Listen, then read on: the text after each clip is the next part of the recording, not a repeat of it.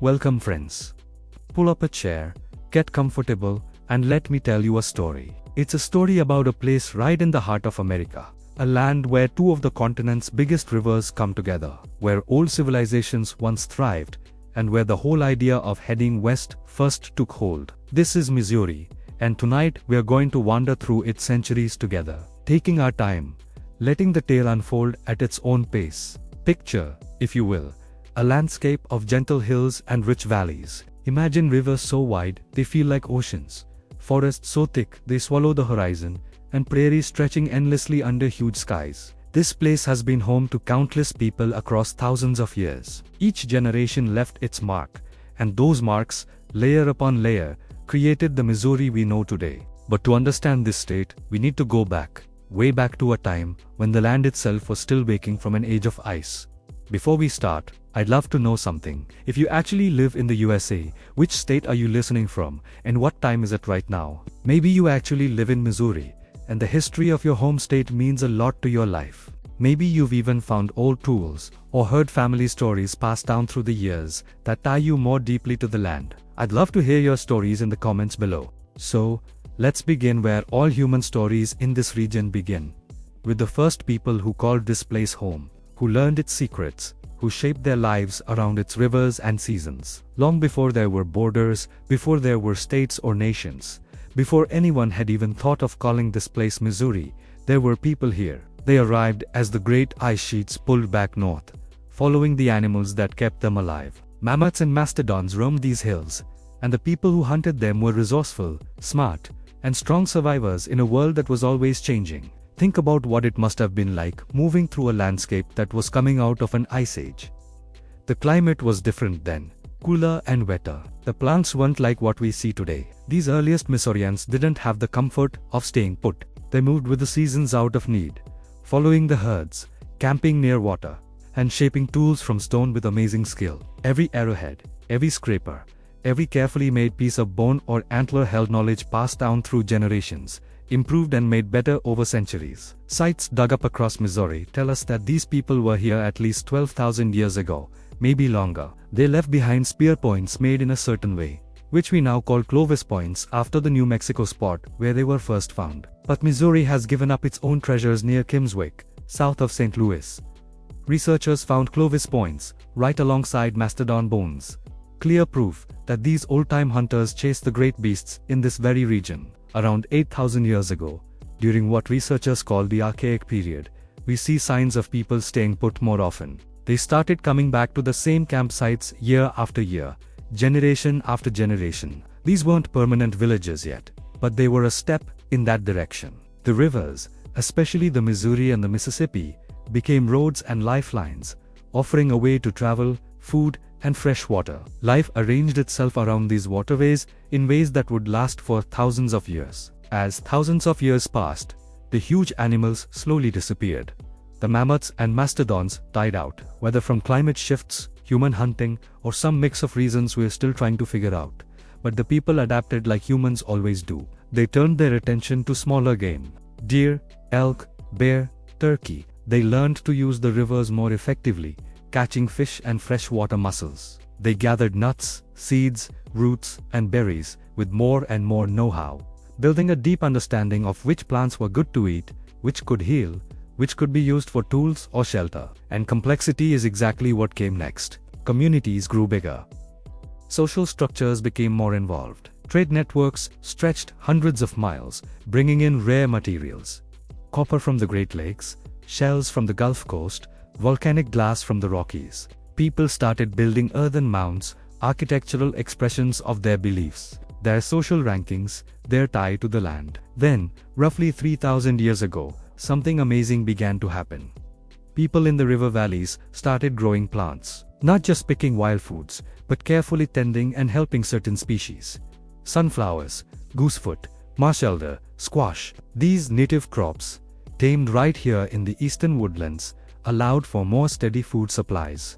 With steadiness came more people. With more people came complexity. This brings us to one of the most captivating chapters in Missouri's old history, a time when the area was home to a civilization that matched anything in North America. A place so incredible, that when European settlers first came across its ruins, centuries later, they couldn't believe Native Americans had built it.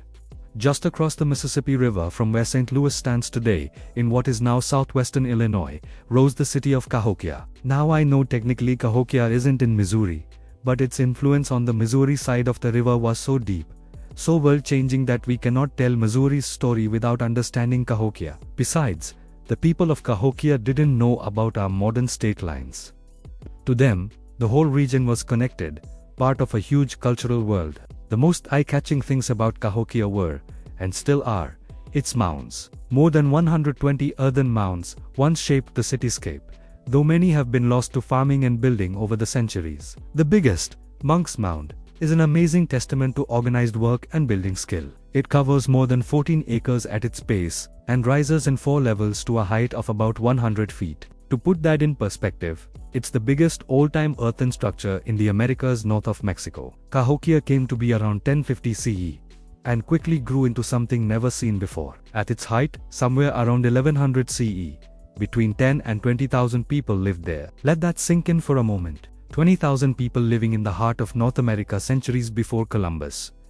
This wasn't a village or a large town. This was a city, complete with huge buildings, smart city planning, and a complex social order. The mounds served different purposes. Some were platforms for buildings, especially structures tied to the leaders and religious ceremonies. Others were burial mounds holding the remains of important people, along with fancy grave goods. Still others may have been ceremonial or symbolic, part of a bigger spiritual landscape that we're only starting to figure out. Imagine the work needed to build such a monument. Workers carried dirt in baskets, one load at a time, from burrow pits scattered around the site. Millions upon millions of cubic feet of earth, moved by human muscle, shaped into platforms that would hold temples and leaders' homes. The building must have taken years, probably decades, and required planning on a huge scale. Someone had to organize the workers, feed them, keep things running smoothly. This wasn't a tribal society in any basic sense. This was a state, with all the tools of power that implies. Around Monk's Mound, the city spread out in a carefully laid out grid. Places to live, craft workshops, public squares. One square alone covered more than 40 acres, bigger than 35 football fields. A space for gatherings, ceremonies, markets, games. We know the people of Cahokia played Chunky, a game involving a disc-shaped stone rolled across the ground while players threw spears to land near where it stopped. The game was hugely popular throughout the region, and researchers have found chunky stones at sites all across the Mississippi Valley. Cahokia was also fenced in around the central area. Workers put up a huge wooden stockade, a wall that must have needed thousands of logs. This wasn't just for show. The fact that the wall was rebuilt several times suggests real worries about defense, or at least a wish to mark boundaries and control who came into the city's sacred heart. The city became a magnet, drawing people from hundreds of miles around. Trade goods flowed in and out. Mica from the Appalachians, copper from Lake Superior, shells from the Gulf Coast. Cahokian craftspeople made fancy items, copper sheets stamped with detailed designs, ceremonial flint plates too delicate for real use, pottery in unique styles. These objects weren't just useful, they carried meaning, status, power. What made Cahokia possible? The Mississippi River Valley offered incredibly rich farming land. The people of Cahokia grew corn, beans, and squash, the famous three sisters that were the foundation of farming across much of native North America. Corn in particular had recently been brought from Mexico and Central America, and it changed food production forever. Suddenly, farmers could grow big surpluses, enough to feed specialists who didn't raise their own food. Craftspeople, priests, leaders, warriors. Religion filled Cahokian life as it did throughout the Mississippian world. The beliefs of these people were complex, centered around ideas of an upper world, a lower world, and a world of humans in between. The mounds themselves may have been seen as holy mountains, places where these worlds came closer together, where the elite could talk with spirits and ancestors. We see signs of this worldview in the art that survived. Falcons, snakes, crosses within circles, weeping eyes, each symbol heavy with meaning we can only partly figure out.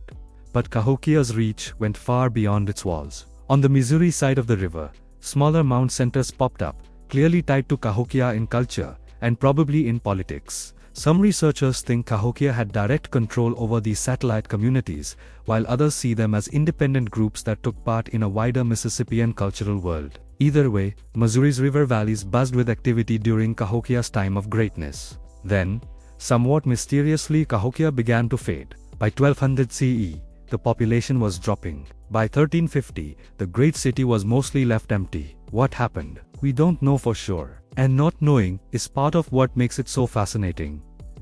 Damage to the environment might have played a part. Feeding such a large population would have required heavy farming, maybe wearing out the soil. The nearby forests would have been heavily used for timber, both for building and for fuel. Climate shifts may have been a factor. We know there was a time of cooler, drier weather in the 13th century that could have hurt crop harvests. Social unrest was probably part of the story too. Keeping a society with different levels going requires agreement, or at least going along with it. Maybe the leaders pushed too far. Maybe competing centers drew people away. Maybe the very success of Cahokia, the gathering of power and resources, created strains that eventually ripped the society apart. We may never know the full answer, but the question itself reminds us that all civilizations, no matter how strong they seem at their peak, are finally fragile, depending on environmental, social and political balances that can tip in ways both subtle and devastating. What Cahokia left behind though was deep. The Mississippian cultural tradition it showed influenced communities throughout the Mississippi and Missouri River valleys for centuries. Even after Cahokia itself faded, people kept building mounds, practicing heavy farming, taking part in long-distance trade networks. The land itself held witness to what had been done. Those huge earthworks didn't just vanish. They stayed as quiet monuments to a skilled past. By the time European explorers showed up in the area in the 1600s, Cahokia had been empty for 300 years. The mounds were still there, overgrown with trees and grass. But the descendants of the Mississippian peoples had reorganized into different societies, different political forms. Yet the legacy lived on in subtle ways, in farming practices, in trade routes, in spoken traditions that remembered, however dimly, the doings of ancestors. So when we think about Missouri's history, it's important to start here with these deep roots. The land was never empty, never untouched wilderness, waiting for civilization to show up from somewhere else. It was shaped by human hands for thousands of years, carrying the marks of countless generations who farmed its soil, hunted its forests, traveled its rivers, and built monuments to their gods and their dreams. Now let's move forward in time to the centuries right before Europeans showed up, when the tribes who would deal with French, Spanish and American newcomers were settling themselves across the area. These were the people whose names would be written down in European papers, whose lands would be drawn on colonial maps, whose fates would become tied up with the spread of European empires across North America. The Osage people became the main power across much of what is now Missouri, especially in the western and central parts of the state. Their name for themselves was Neoconska, Children of the Middle Waters. A fitting name for a people whose lands took in some of the most important waterways on the continent. The Osage were tough fighters, skilled hunters, and smart traders who knew how to work their way through the complicated world of relations between tribes. Before Europeans came, the Osage lived in villages along rivers, practicing a mix of farming and hunting. Women grew corn, beans, squash, and pumpkins in fields near the villages. The crops gave a steady base, a reliable food source that could be stored through the winter. But the Osage were also skilled hunters, and twice a year, in summer and winter, whole villages would pack up and head out onto the prairies for long buffalo hunts. Buffalo provided more than just food. The hides became clothing, lodge covers, and trade goods. The bones became tools and ceremonial objects. The sinew served as thread and bowstrings. Horns became containers and decorative items. Every part of the animal found a use. This wasn't wasteful frontier hunting of the sort that would nearly wipe out buffalo in the 1800s.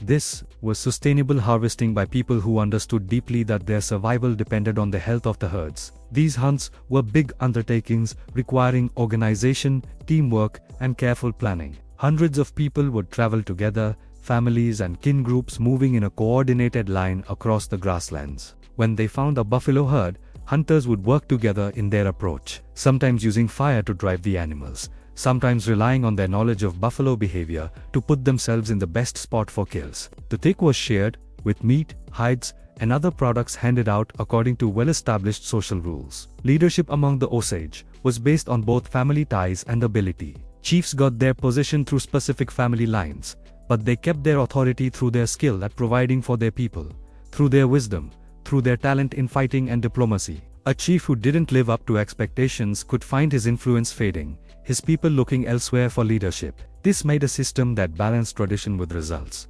continuity with the ability to change. The Osage social structure was complex and carefully arranged. The tribe was split into two major divisions, the Sky People and the Earth People, which researchers call moieties. These divisions weren't in competition, but worked together, each with specific duties in ceremonies and community life. Within each moiety were clans, each tied to particular animals or natural things. Your clan decided certain parts of who you were, your ceremonial roles, your relationships with others. Religion soaked Osage life. Like many Native American peoples, the Osage saw the world as filled with spiritual forces, with the Wakanda, a word often translated as sacred or mystery, but which covers much more than those English words suggest. Everything had Wakanda: animals, plants, stones, weather, stars. Human beings lived in constant relationship with these forces, and doing well in life, whether in hunting, fighting, or farming, required keeping proper ties with the spiritual world. Ceremonies marked the seasons and the big moments of life. The Osage had detailed rituals for war parties, for mourning, for naming children, for bringing individuals into clans. Some of these ceremonies lasted for days, involving singing, dancing, fasting, and prayer. Knowledge of the ceremonies was specialized, passed down through specific families and individuals who served as priests or ritual experts. This knowledge was precious, considered holy, and its passing on was carefully controlled. The Osage weren't the only people living in and around Missouri during these centuries. To the south and southeast, the Missouri River flowed through lands held by several related tribes. The Missouri, from whom the state would eventually take its name, lived along the Missouri River in the central part of the state. They were closely related to the Oto and Iowa peoples, all speaking Chewa-Shuhan languages, all practicing similar mixed economies of farming and hunting. The Missouri held the key spot along the river, controlling important trade routes and river crossings. Like the Osage, they lived in villages during the farming season and spread out for hunts during other parts of the year. They built solid houses, earth lodges covered with soil and grass, structures that could stand up to the harsh winters and blazing summers of the inland climate. The name Missouri itself probably comes from the Illiniwek word for the tribe, something like town of the large canoes or people of the big canoes. It's fitting really that a state, so shaped by its rivers, would take its name from the people who traveled those waters in large, well-made, dugout canoes. Relations among these tribes were complicated, a mix of working together, competing, and sometimes fighting. Trade was constant. Goods moved along well-worn paths, buffalo robes from the plains, corn from the river valleys, furs from the north, shells and other rare things from far-off areas. Marriages between tribes made family ties that could ease tensions and help diplomacy. But there were also rivalries, fights over hunting grounds, old grievances that could burst into violence. Into this world, in the late 1600s, came the French. They arrived from the north, paddling down the rivers from New France. The huge but thinly settled colonies centered on the St. Lawrence River and the Great Lakes. These weren't settlers, not at first. They were explorers, missionaries, and traders. People drawn by curiosity, by faith, by the promise of wealth in the form of furs. The first Europeans to see Missouri's rivers were almost certainly the group led by Father Jacques Marquette, a Jesuit missionary, and Louis Jolliet, a trader and explorer. In 1673, they set out from the mission at St. Ignace in present-day Michigan, guided by Native American maps and information to find a great river that flowed south through the middle of the continent. Native people had told the French about this river, the Mississippi, though they didn't call it by that name. They said it flowed all the way to the sea, though which sea, no one in New France knew for sure. Marquette and Joliet went down the Wisconsin River and entered the Mississippi on June 17, 1673. It must have been an amazing moment, coming out onto that huge waterway. They were the first Europeans to travel the Mississippi from the north, and as they floated south, they marveled at the landscape, at the wildlife, at the native villages they came across along the way. On June 25th, just over a week after entering the Mississippi, they reached the mouth of another huge river flowing in from the west. This was the Missouri, what the native people called the Muddy River, for good reason. The Missouri poured its sediment-heavy waters into the Mississippi with such force that the two rivers flowed side by side for miles before fully mixing, a clear line visible where brown met blue.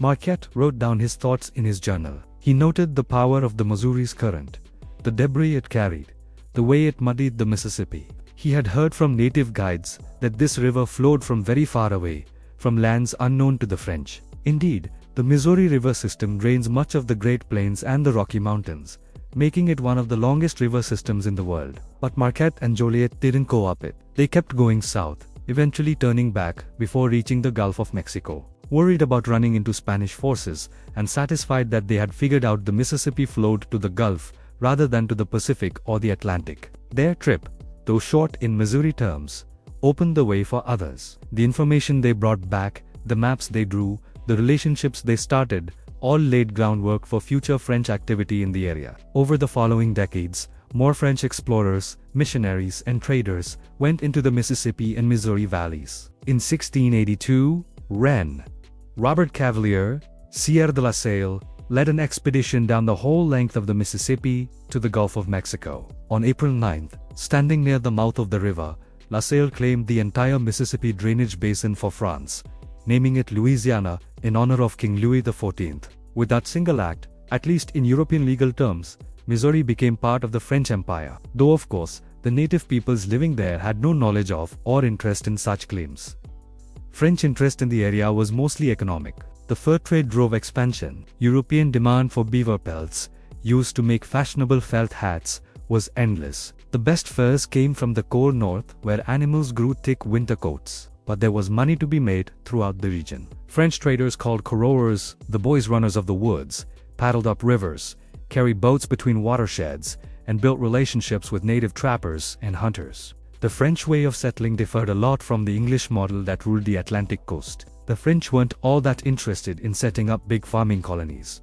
Their population in Europe was bigger than England's, but fewer French citizens were willing to move to the harsh conditions of North America. Instead, New France stayed a thin network of trading posts, missions, and small settlements connected by huge distances and dependent on keeping good relations with native peoples. This reliance on native help shaped French policy. French traders learned native languages, took up native customs, married native women. These marriages weren't just personal relationships, but political and economic alliances. A French trader married to an Osage woman got access to her family network, to trade opportunities, to knowledge about the land and its resources. The children of these unions, called métis, often played important roles as go-betweens, able to work in both French and native societies. The first permanent French settlement in what is now Missouri was started around 1735 in the southeastern part of the state's day.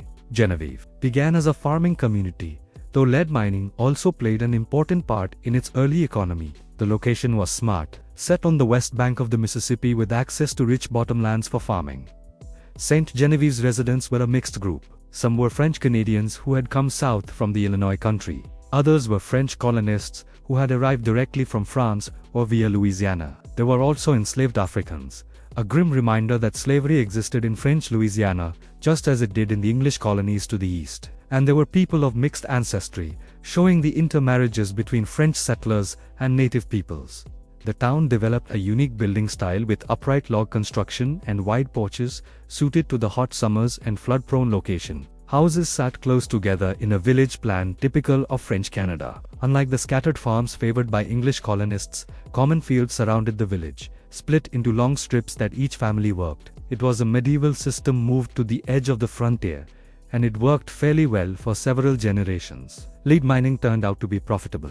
The area north of St. Genevieve held big lead deposits, and the French quickly started taking advantage of them. Lead was valuable, used for everything from bullets to paint. Native peoples had been mining lead in the area long before Europeans arrived, and they showed the French where to find the richest deposits. The mining operations were small-scale, nothing like the industrial operations that would come later, but they produced enough lead to become a significant export. In 1764, another settlement was started that would eventually outshine St. Genevieve in importance. This was St. Louis, destined to become Missouri's biggest city and one of the most important cities in the American interior. But St. Louis's founding happened during a moment of empire change that would reshape the whole region's future. The 7 Years' War, known in North America as the French and Indian War, had just finished. France had lost badly. By the terms of the Treaty of Paris in 1763, France gave up all of its North American lands east of the Mississippi to Great Britain and all of its lands west of the Mississippi to Spain. New France, that vast, if thinly settled, empire, stopped existing. Britain now controlled Canada and the eastern half of the Mississippi Valley. Spain, France's ally, got the western half as payment, though it's worth noting that Spain hadn't particularly wanted this gift. The Louisiana Territory was expensive to run and didn't seem to offer much economic benefit. Into this uncertain moment stepped two French merchants, Pierre Leclerc and his young assistant, René Touchot. They had gotten a monopoly on fur trading with native peoples west of the Mississippi, and they needed a good spot for their trading post. In December 1763, looking along the western bank of the Mississippi, they found an ideal place, a rocky limestone bluff overlooking the river, high enough to avoid flooding with easy access to the water. In February 1764, Touchot, just 14 years old, led a group of men to clear the site and start building. The settlement was named St. Louis in honor of King Louis IX of France, the Crusader king, who had been made a saint. The timing was lucky. Just as British forces were taking control of the Illinois country on the eastern shore of the Mississippi, French-speaking colonists started crossing the river to settle in Spanish Louisiana, where they could at least stay under Catholic Latin rule rather than British Protestant rule. St. Louis grew fast. Its location was great, positioned near where the Missouri and Mississippi rivers come together. Anyone traveling on either river had reason to stop at St. Louis. Traders heading up the Missouri to the fur-rich lands beyond, boatmen bringing goods down from the north, settlers moving west, native peoples coming to trade. All passed through. The Touchot family became hugely wealthy and powerful, ruling the fur trade and gathering landholdings throughout the area. Under Spanish rule, Missouri developed a unique character, mixing French culture with Spanish government. The Spanish governors generally left the French-speaking people alone, letting them keep their language, religion, and customs. Most official business was done in French, despite Spanish control. The Spanish did bring their own legal and administrative systems, including the use of detailed land grants with surveys and formal titles, which would later prove important when Americans arrived and had to sort out who owned what. Spain encouraged settlement, offering generous land grants to anyone willing to farm and develop the territory. The government wanted people on the ground, folks who could defend against British attacks from the east, and native peoples who might resist Spanish authority. Americans from the English colonies, even during the Revolutionary period, were welcomed if they were willing to swear loyalty to the Spanish crown and convert, at least in name, to Catholicism. One notable American who took Spain up on this offer was Daniel Boone, the legendary frontiersman. In 1799, well into his 60s, Boone moved to Missouri with his large family, settling in the famed Osage Valley, west of St. Louis. The Spanish gave him a big piece of land and made him syndic, a mix of judge and militia leader for the district. Boone spent the last years of his life in Missouri, hunting, exploring, and telling stories to younger settlers who hung on his every word. Life in Spanish Missouri followed patterns set during the French period. Most settlements hugged the rivers. Farming focused on corn, wheat, and vegetables, with families producing most of what they needed to get by. Larger-scale tobacco growing began in some areas, particularly along the Missouri River. Slavery expanded as well, with enslaved African Americans forced to work in fields and mines, in homes and workshops. Relations between European settlers and native peoples during this period were complicated and often tense. The Osage, in particular, kept their power and freedom. They controlled access to the western plains and demanded that traders pay for the right to pass through Osage land. Spanish officials tried different ways to handle the Osage, including setting up a fort on the Osage River. But the Osage were too powerful, too well organized, and too familiar with the land to be easily controlled. Osage warriors raided other tribes and sometimes attacked European settlements they saw as threatening. From their point of view, they were protecting their homeland and their interests. From the European point of view, the Osage were a block to expansion and business growth. It was a basic conflict that would only get stronger in the coming decades.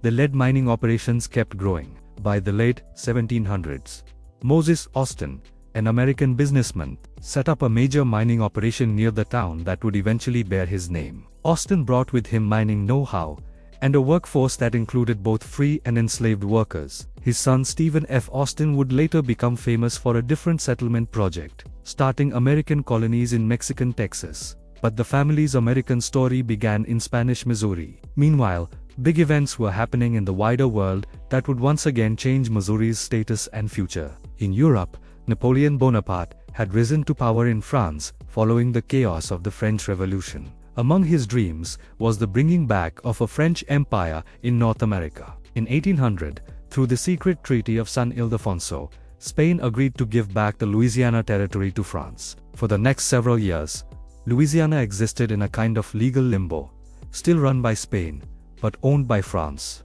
Napoleon's plans for Louisiana were huge. He saw it as the farming backyard for a brought-back French colony in Haiti, which would produce sugar and coffee. French Louisiana would provide food, wood, and other supplies. It was a clear vision, but it depended on keeping control of Haiti, and that control was slipping away. Enslaved people in Haiti, inspired by the French Revolution's talk of liberty and equality, had risen in revolt under leaders like Toussaint Louverture. By 1803, it was clear that France would not be able to bring back slavery and French rule in Haiti. Without Haiti, Louisiana lost much of its strategic value to Napoleon. Plus, France was again at war with Britain, and Napoleon needed money to pay for his military campaigns. He also knew that Britain's powerful navy could easily grab Louisiana if war came to North America. Better to sell it to the Americans, he figured, and gain both funds and a possible counter to British power on the continent. So, in April 1803, French negotiators in Paris offered to sell not just New Orleans, which was what the American representatives had been allowed to buy, but the whole Louisiana territory. The American diplomats, James Monroe and Robert Livingston, went beyond their orders and agreed to the purchase. For $15 million, the United States got roughly 828,000 square miles, doubling the size of the nation overnight. When news of the Louisiana Purchase reached Missouri later that year, it marked a turning point as deep as any in the area's history. After being ruled by France for 8 decades and Spain for 4, Missouri was now part of the United States. A new flag would fly over St. Louis and St. Genevieve. New laws, new language, new people, new ideas, all would pour into the territory in numbers that would have been unimaginable just a few years earlier. The French and Spanish residents had mixed feelings about the change. Some welcomed it, seeing economic chances in the growing American Republic. Others worried about losing their property, their rights, their cultural identity. The Spanish and French legal systems had protected certain rights, especially about land ownership, and it wasn't clear whether the Americans would honor those arrangements. The answer, sadly, would be no. But that story unfolds slowly over the following decades. For now, in 1803 and 1804, the transfer itself took up everyone's attention. On March 9, 1804, in a ceremony held in St. Louis, the Spanish flag was lowered, the French flag briefly raised, and then the American flag run up the pole. Captain Amos Stoddard, representing the United States, officially took possession of Upper Louisiana. Missouri was American. Native peoples watched these events with deep worry. The passing of paper control from one European power to another meant little to them directly, but they understood that the Americans were different from the French and Spanish. The British colonists, now Americans, had a name for endless hunger for land, for pushing native peoples aside, rather than trading and living alongside them. The Osage and other tribes had kept a lot of freedom under French and Spanish rule. Would that continue under the Americans? President Thomas Jefferson had several reasons for wanting the Louisiana Purchase beyond just getting land. He was deeply curious about the western part of the continent. What rivers flowed there? What mountains rose from the plains? What peoples lived in those far-off regions? What resources might be taken? What route might exist to the Pacific Ocean?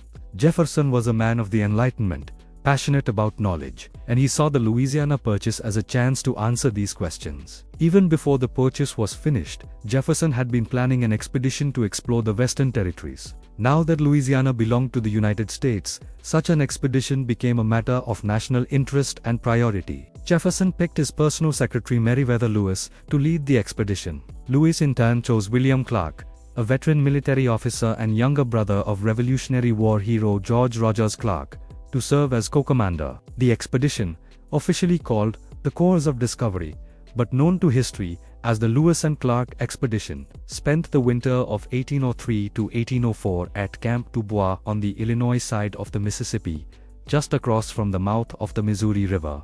The men trained, gathered supplies, and got ready for what they knew would be a hard trip into unknown country. On May 14, 1804, the expedition officially began. The corps loaded their boats and pushed off into the Missouri River, starting a trip upriver that would take them to the Pacific and back. Missouri was the starting point, the gateway to the West, the last edge of American settlement. Everything beyond was frontier, unknown land, at least in terms of American geographic knowledge. The Missouri River was not an easy waterway to travel. It was wide, fast, muddy, and full of dangers. Sandbars moved all the time. Sunken logs called sawyers could punch holes in boats. The current was so strong that the men had to pull, paddle, and tow the boats upstream. Exhausting work under the hot sun. They made slow progress, maybe 10 or 15 miles on a good day. As they traveled, they passed French and American settlements along the lower Missouri. At St. Charles, the last real European settlement they would see, they stopped for final preparations. Then they kept going west up the river, past lands that would soon be carved into farms and towns, but which in 1804 remained the domain of the Osage and other native nations. Lewis focused on natural history, collecting plant and animal samples, writing down detailed observations. Clark, who served as the expedition's main mapmaker, carefully noted geographical features. Both kept journals that give us priceless information about the Missouri landscape as it existed before large-scale American settlement. The course of discovery spent months traveling through what is now Missouri, from May through September 1804. They ran into no major disasters during this part of the trip, though there were challenges. The heat was oppressive. Mosquitoes tormented them. Some men got sick. There were occasional tense moments with native peoples, though no violence broke out. The Osage and Missouri tribes were curious about these newcomers and what they wanted, willing to talk, but careful of possible threats to their interests. By late June they reached the mouth of the Kansas River, marking the western edge of what would eventually become Missouri. From there they kept going north along the Missouri, into present-day Nebraska and beyond. Their journey would take them to the Pacific Ocean and back, taking more than 2 years and covering roughly 8,000 miles. When they returned to St. Louis in September 1806, they were celebrated as heroes who had done something amazing, opening the American imagination to the possibilities of the West. The Lewis and Clark expedition had deep effects for Missouri. It set the territory as the gateway to the frontier, the jumping-off point for Western exploration and growth. In the years that followed, fur traders, military expeditions, and settlers would follow the route Lewis and Clark pioneered, and Missouri would serve as their staging ground. St. Louis would grow into the headquarters of the Western fur trade, a city of many cultures where French, Spanish, American, and native ways mixed, where fortunes were made and lost, where the frontier was both a real thing and something to be sold. The expedition also marked a shift in American attitudes toward the West. Before Lewis and Clark, the lands beyond the Mississippi were mysterious, maybe dangerous, certainly unknown. After their return, Americans had detailed maps, descriptions of resources, information about native peoples and their lands. The West became knowable, imaginable, within reach. This knowledge would fuel a wave of expansion that would change the continent over the following decades. But let's return to Missouri itself. In the years right after the Louisiana Purchase, the territory was still thinly populated by American standards. St. Louis was the biggest town with maybe 1,000 people. St. Genevieve had a few hundred. Scattered settlements and isolated homesteads dotted the landscape along the major rivers. But huge stretches of Missouri stayed in the hands of native peoples or were entirely unsettled. American immigration began almost immediately after the transfer. Settlers from Kentucky, Tennessee, Virginia, and other parts of the South saw Missouri as a land of opportunity. The soil was rich, the climate familiar, the rivers gave transport. Land was available either through purchase or grant at prices far lower than in the established states. Young families looking to get started, younger sons without inheritances, people seeking fresh starts, all started trickling west. These early American settlers brought with them the culture and ways of the Upper South. They built log cabins in clearings cut from the forest. They planted corn and tobacco. They raised hogs that foraged in the woods. Many brought enslaved people with them. setting slavery as a basic institution in American Missouri from the very start. This would have huge effects for Missouri's future, shaping its politics, its economy, and its part in the sectional crisis that would eventually tear the nation apart. The territorial government, set up by Congress in 1805, was based in St. Louis. The governor was chosen by the president, and at first, Democratic participation was limited. As the population grew, however, pressure built for more self-rule. Americans weren't used to being ruled by appointed officials. They expected representative government, the right to pick their leaders and make their own laws. Conflicts came up between the old French residents and the new American arrivals. These weren't just cultural differences, though those existed. Language, religion, customs, all split the two groups. But there were also practical disputes, especially over land ownership. The French and Spanish systems of land grants had been casual, often lacking precise surveys or clear paperwork. Americans expected formal titles, recorded deeds, clear boundaries. Sorting out who owned what kept lawyers and courts busy for years. Another source of tension was slavery. While both the French and Spanish had allowed slavery in Louisiana, the system worked differently under American law. The Americans who moved to Missouri came mostly from slave states and expected to bring their human property with them. They wanted legal protections for slavery, promises that their enslaved workers wouldn't be freed by territorial law or federal action. This created a problem because slavery was controversial in the United States. Even in the early 1800s, the northern states had either ended it or started gradual freeing of slaves. The Northwest Ordinance of 1787 had said no to slavery in the territories north of the Ohio River. Many Americans, including some political leaders, believed slavery should not spread into the western territories. Others, particularly Southerners, insisted that telling slaveholders they couldn't bring their property into new territories went against constitutional principles. Missouri became a test case for these competing visions. As the territory's population grew and started asking for statehood, the question of whether Missouri would join the Union as a slave state or a free state became hugely controversial. This wasn't just about Missouri. It was about the future of slavery in all the western lands carted through the Louisiana Purchase. By 1818, Missouri had grown a lot. The population passed 60,000, enough to qualify for statehood under the rules Congress had set. Missouri's Territorial Assembly asked to be admitted to the Union as a state. The request set off a political firestorm in Congress that would last for more than 2 years. The controversy centered on slavery, but it showed deeper worries about power and the future direction of the nation. In 1819, there were 11 free states and 11 slave states, a perfect balance that gave each side equal say in the Senate. Letting Missouri in as a slave state would tip that balance toward the South. Northern congressmen, especially those against slavery spread, saw this as unacceptable. Representative James Talmadge of New York proposed an addition to Missouri's statehood bill that would have banned bringing more enslaved people into Missouri and would have slowly freed those already there.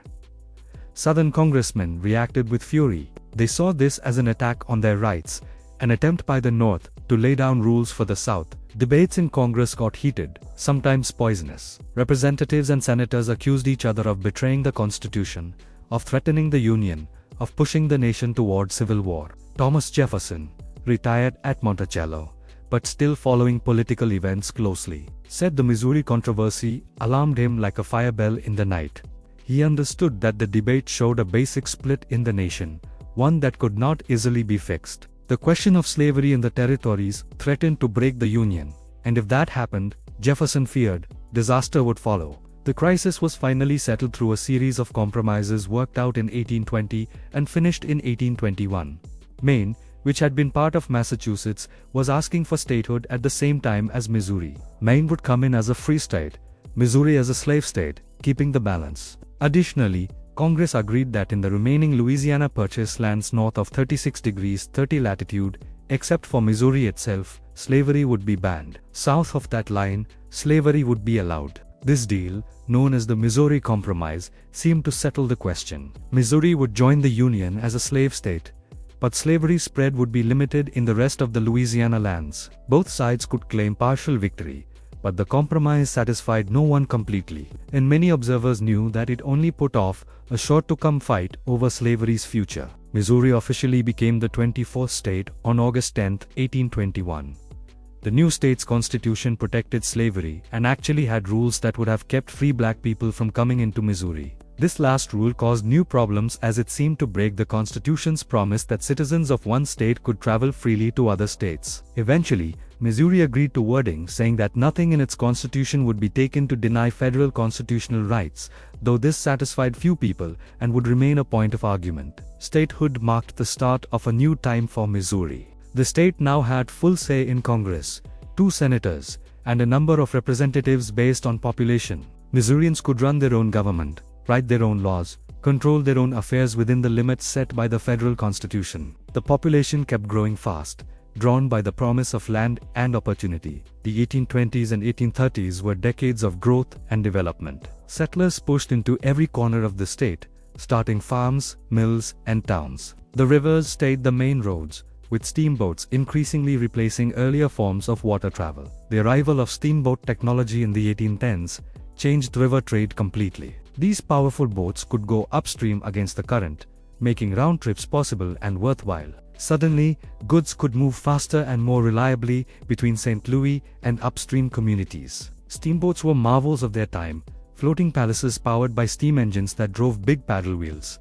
The boats varied in size and luxury. Some were working vessels, cargo carriers that moved farm products, furs, lead, and other goods to market. Others were passenger boats offering places to stay that ranged from cheap deck passage to fancy staterooms with fine dining and shows. Life on the rivers had its own rhythm and culture. Riverboat captains were legendary figures, men who knew every sandbar and channel, every landing and woodyard. Pilots, the specialists who actually steered the boats, got high pay and huge respect. Their knowledge of the rivers was deep, detailed, constantly updated as floods and droughts changed the channels. Mark Twain, born Samuel Clemens in Florida, Missouri in 1835, and raised in Hannibal on the Mississippi, would later make this river culture famous in his writings. As a young man, Twain worked as a steamboat pilot, learning the Mississippi from St. Louis to New Orleans. His pen name, Mark Twain, came from the riverboat call, meaning 2 fathoms deep.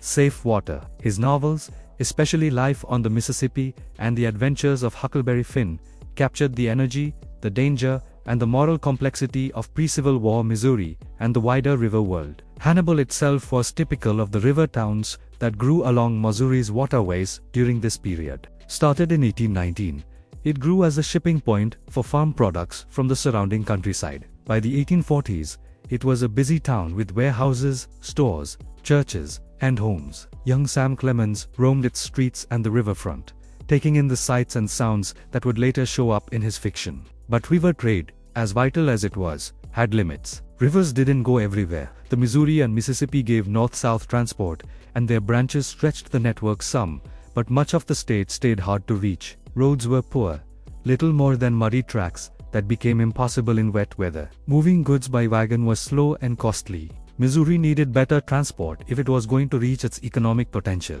The first big improvement came with the building of plank roads and eventually macadamized roads that could handle wagon traffic year-round. Towns and counties put money into these projects, knowing that good roads meant better access to markets.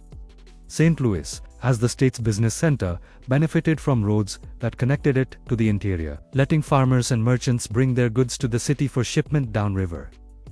But the real transport revolution came with railroads. The first railroads in Missouri were built in the 1850s, and within 2 decades, they changed the state's economy and layout. Railroads could go anywhere. Engineers could lay track. They weren't limited by rivers or waterways. They worked year-round, not bothered by ice that froze rivers in winter, or low water that made travel tricky in summer. Kansas City, which barely existed in 1850, exploded into importance once railroads reached it. Located on the Missouri River at the edge of the plains, Kansas City became a starting point for westward travel and a hub where eastern rail lines met western routes. Cattle drives from Texas ended at Kansas City railheads, where longhorns were loaded onto trains and sent to eastern markets. Grain from the prairies flowed through Kansas City elevators. The city's meatpacking industry grew to rival Chicago's. St. Louis meanwhile worked to keep its spot as the state's leading city. The completion of Eads Bridge in 1874, the first bridge to span the Mississippi at St. Louis,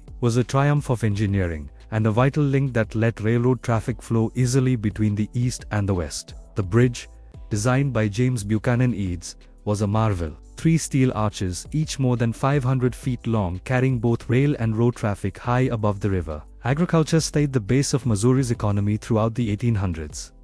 The state's farmers grew a wide range of crops and raised livestock. Corn was the staple, grown on nearly every farm, fed to hogs and cattle, ground into meal for people to eat. Wheat farming spread in the northern counties. Tobacco stayed important in the Missouri River Valley, where the climate and soil suited it. Hemp production became significant in the decades before the Civil War. Hemp fiber was used to make rope, especially for ships and river boats. Missouri's climate was perfect for hemp growing, and the crop needed lots of labor, which meant enslaved people did most of the work. By 1850, Missouri was the second largest hemp-producing state in the nation, behind only Kentucky. Slavery cast a long shadow over pre-Civil War Missouri. While Missouri never had as many enslaved people as the Deep South states, slavery was nonetheless central to the state's economy and society. By 1860, there were about 115,000 enslaved people in Missouri, making up about 10% of the state's total population. They worked in farming, in lead mines, on riverboats, in homes and businesses. Some were hired out by their owners, working for wages that went not to them, but to the people who claimed to own them. Enslaved people in Missouri came from different backgrounds. Some had been brought directly from the eastern slave states by moving owners. Others had been sold to Missouri buyers by traders who bought people in the upper South and moved them west. Still others had been born in Missouri, getting their enslaved status from their mothers under the cruel logic of slavery law. Their lives were marked by hardship, exploitation, and the constant threat of family being split up. Missouri's position as a border state meant that the chance to escape to free territory was tempting but dangerous. The Ohio River was far away, but Illinois was just across the Mississippi, free soil under the Northwest Ordinance. Some enslaved people tried to escape across the river.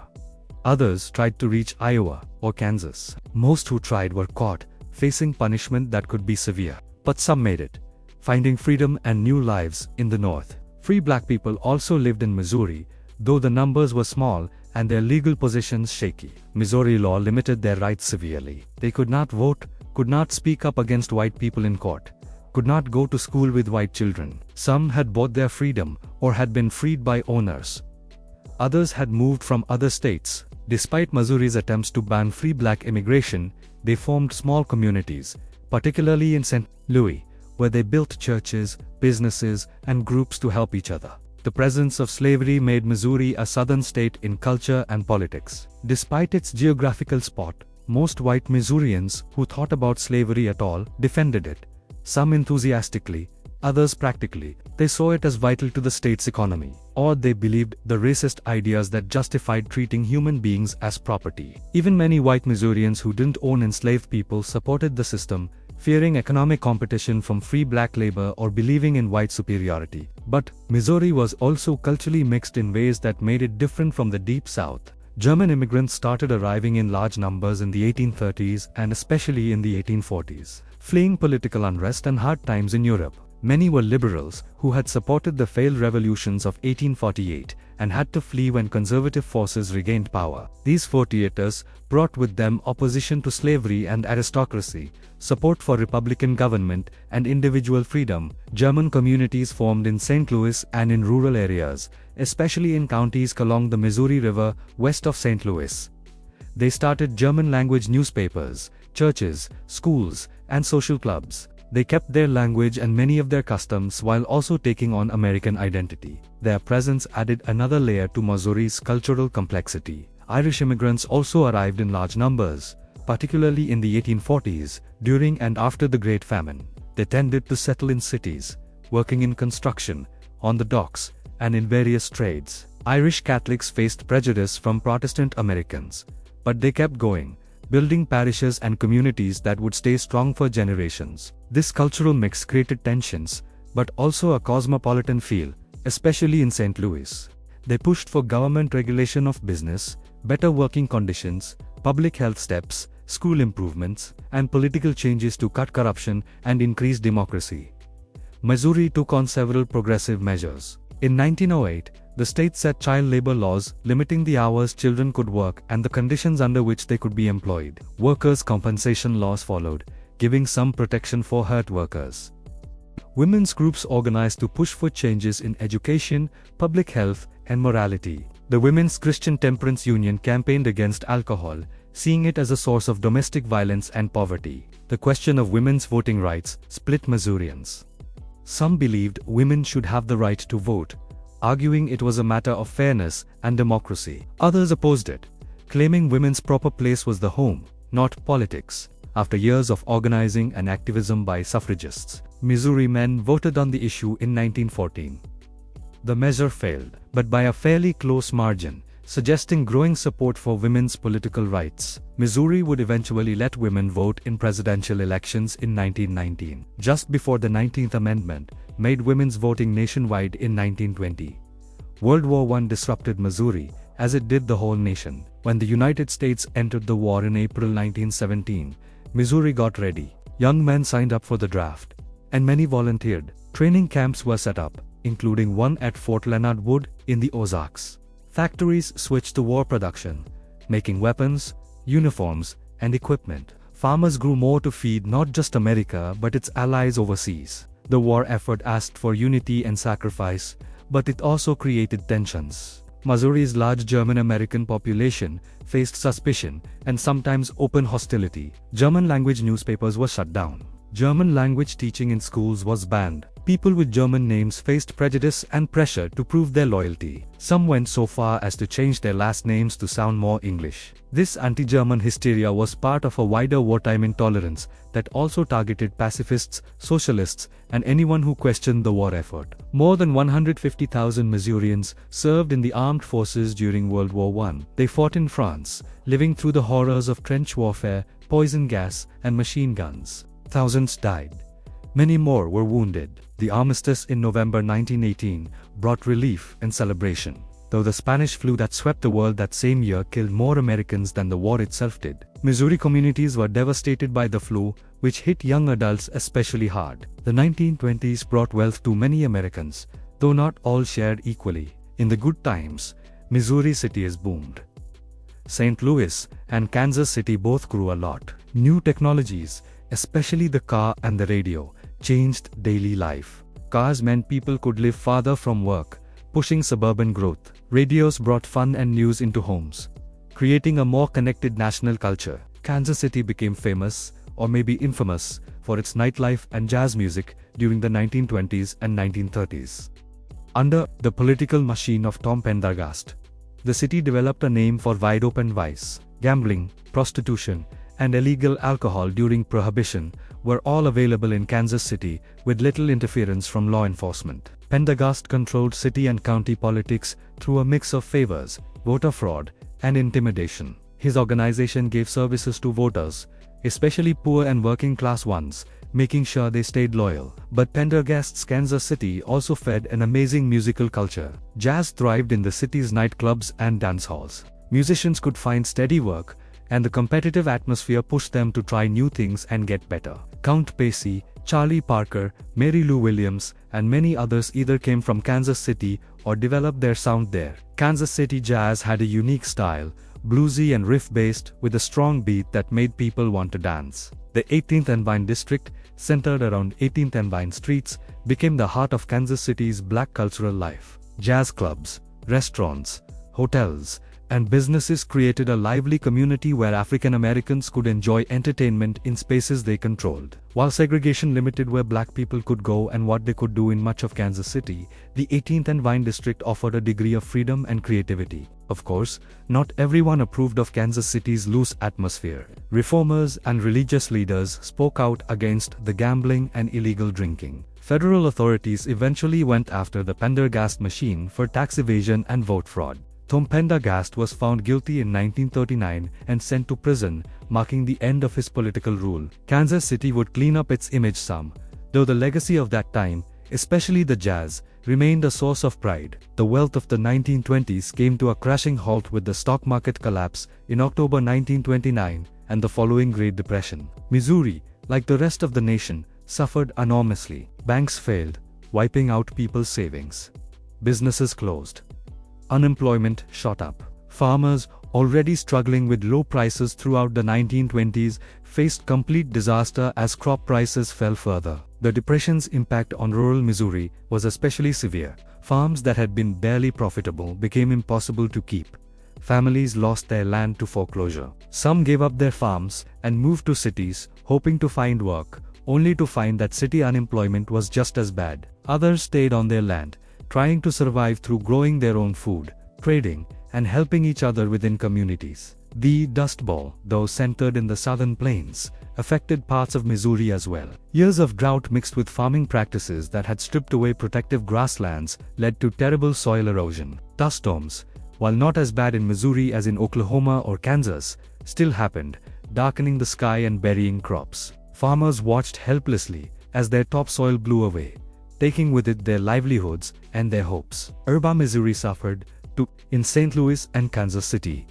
Bread lines formed with hungry people waiting for free food. Shanty towns called Hoovervilles, after President Herbert Hoover, sprang up on the edges of cities, housing families who had lost their homes. Charitable groups and churches did what they could, but the need far exceeded what was available. The election of Franklin Roosevelt in 1932 brought a new way of dealing with the crisis. Roosevelt's New Deal programs aimed to give relief, recovery, and reform. Federal money flowed into Missouri for various projects. The Civilian Conservation Corps employed young men in conservation work, building parks, planting trees, and controlling erosion. The Works Progress Administration paid for building roads, bridges, schools, and public buildings throughout the state. One of the biggest New Deal projects in Missouri was the development of the Lake of the Ozarks. The Bagnall Dam, finished in 1931, just before the New Deal began, created one of the biggest man-made lakes in the United States. While not a New Deal project itself, the lake's growth was helped by New Deal money for roads and tourist facilities. The Lake of the Ozarks became a popular place for fun, giving some economic benefit to the Ozarks region, which had always been one of Missouri's poorest areas. The WPA also paid for arts projects, hiring writers, artists, and musicians. Missouri artists made murals in post offices and government buildings. Writers wrote down Missouri life and history. Musicians played in community concerts. These projects weren't just makework. They recognized that making culture was valuable and that artists deserved support, especially in hard times. Rural electrification, pushed by the Rural Electrification Administration, changed life for many Missourians. Before the New Deal, most rural areas lacked electricity. Farmers used kerosene lamps for light and ice boxes for refrigeration, if they had refrigeration at all. Private utility companies saw no profit in running power lines to thinly settled rural areas. The RE changed that by giving low-interest loans to rural electric cooperatives. By the end of the 1930s, thousands of Missouri farms had electricity for the first time, bringing light, power, and connection to the wider world. Despite these programs, the Depression lasted through the 1930s. Things got somewhat better, but full recovery didn't come until World War II created huge demand for industrial production and farm goods. The Depression left lasting scars on those who lived through it, making a generation that valued safety and stability, that remembered hunger and hardship. World War II got Missouri ready even more completely than World War I had. After the Japanese attack on Pearl Harbor in December 1941, the nation threw itself into the war effort with never-before-seen unity and resolve. Missouri gave soldiers, supplies, and sacrifice to the cause. Military bases grew or were set up throughout the state. Fort Leonard Wood, which had been made during World War I, became a major training center. Jefferson Barracks in St. Louis processed thousands of new soldiers. Whiteman Air Force Base, started during the war as Sedalia Air Force Base, trained bomber crews. These bases brought federal money and jobs to their regions. Missouri's factories switched to war production. In Kansas City, North American Aviation built B-25 Mitchell bombers. In St. Louis, the Curtiss-Wright Corporation made aircraft. A small arms ammunition plant in Independence made billions of rounds of ammunition. The Lake City Army Ammunition Plant, also in Independence, became and still is one of the nation's biggest ammunition producers. Women went into the workforce in numbers never seen before, taking jobs that had earlier been kept for men. They worked in factories, putting together aircraft and making munitions. They drove buses and streetcars. They filled office and administrative jobs. Rosie the Riveter wasn't just advertising. She stood for a real change in women's economic roles. though that change would face problems once the war ended and men came home expecting their jobs back. African American Missourians also saw the war as a chance to move forward their rights and chances. They served in segregated military units, often put in support roles rather than fighting, though some units stood out in battle. The Double V campaign, victory over fascism abroad and victory over racism at home, showed Black Americans' resolve to tie military service to civil rights progress. The war years were marked by rationing and sacrifice at home. Sugar, coffee, meat, gas, tires, and many other goods were rationed to make sure military forces had what they needed. Families planted victory gardens to add to their food supply. They saved scrap metal, paper, and rubber for recycling into war materials. Children collected milkweed pods whose fibers were used as filling for life jackets. Despite the hardships, or maybe because of them, there was a feeling of shared purpose. Everyone was helping with something bigger than themselves. The war made a common experience that tied communities together. When victory finally came, first in Europe in May 1945, and then in the Pacific in August 1945, the celebrations were joyful, but also mixed with relief and sadness for those who would not be coming home. The post-war years brought huge changes to Missouri and the nation. Returning veterans, helped by the GI Bill, went to colleges and universities in numbers never seen before. They bought homes, started businesses, and raised families. The GI Bill's education and housing benefits helped create a prosperous middle class, though African American veterans often found it harder to get these benefits because of discrimination. Suburbanization took off dramatically. Cities had grown crowded during the Depression and war years, when building had mostly stopped. Now with built-up demand and federal mortgage programs making homeownership possible, suburbs exploded. Around St. Louis and Kansas City, new subdivisions spread outward. Developers built thousands of nearly identical houses quickly and cheaply using standard designs and mass production methods. The car became even more central to American life. Highway building boomed, paid for by federal and state governments. Route 69, which ran through Missouri from St. Louis to the Kansas border, became famous, an icon of American freedom and movement. Small towns along Route 66 did well, at least for a while, serving travelers with motels, diners, and gas stations. But suburbanization and highway building had darker results. City neighborhoods, especially those lived in by Black and poor residents, were often torn up for highway construction. Whole communities were destroyed. In St. Louis, neighborhoods were knocked down for highway expansion and city renewal projects that promised modernization, but often brought ruin. The physical fabric of older city communities was torn apart, breaking up social networks and wiping out affordable housing.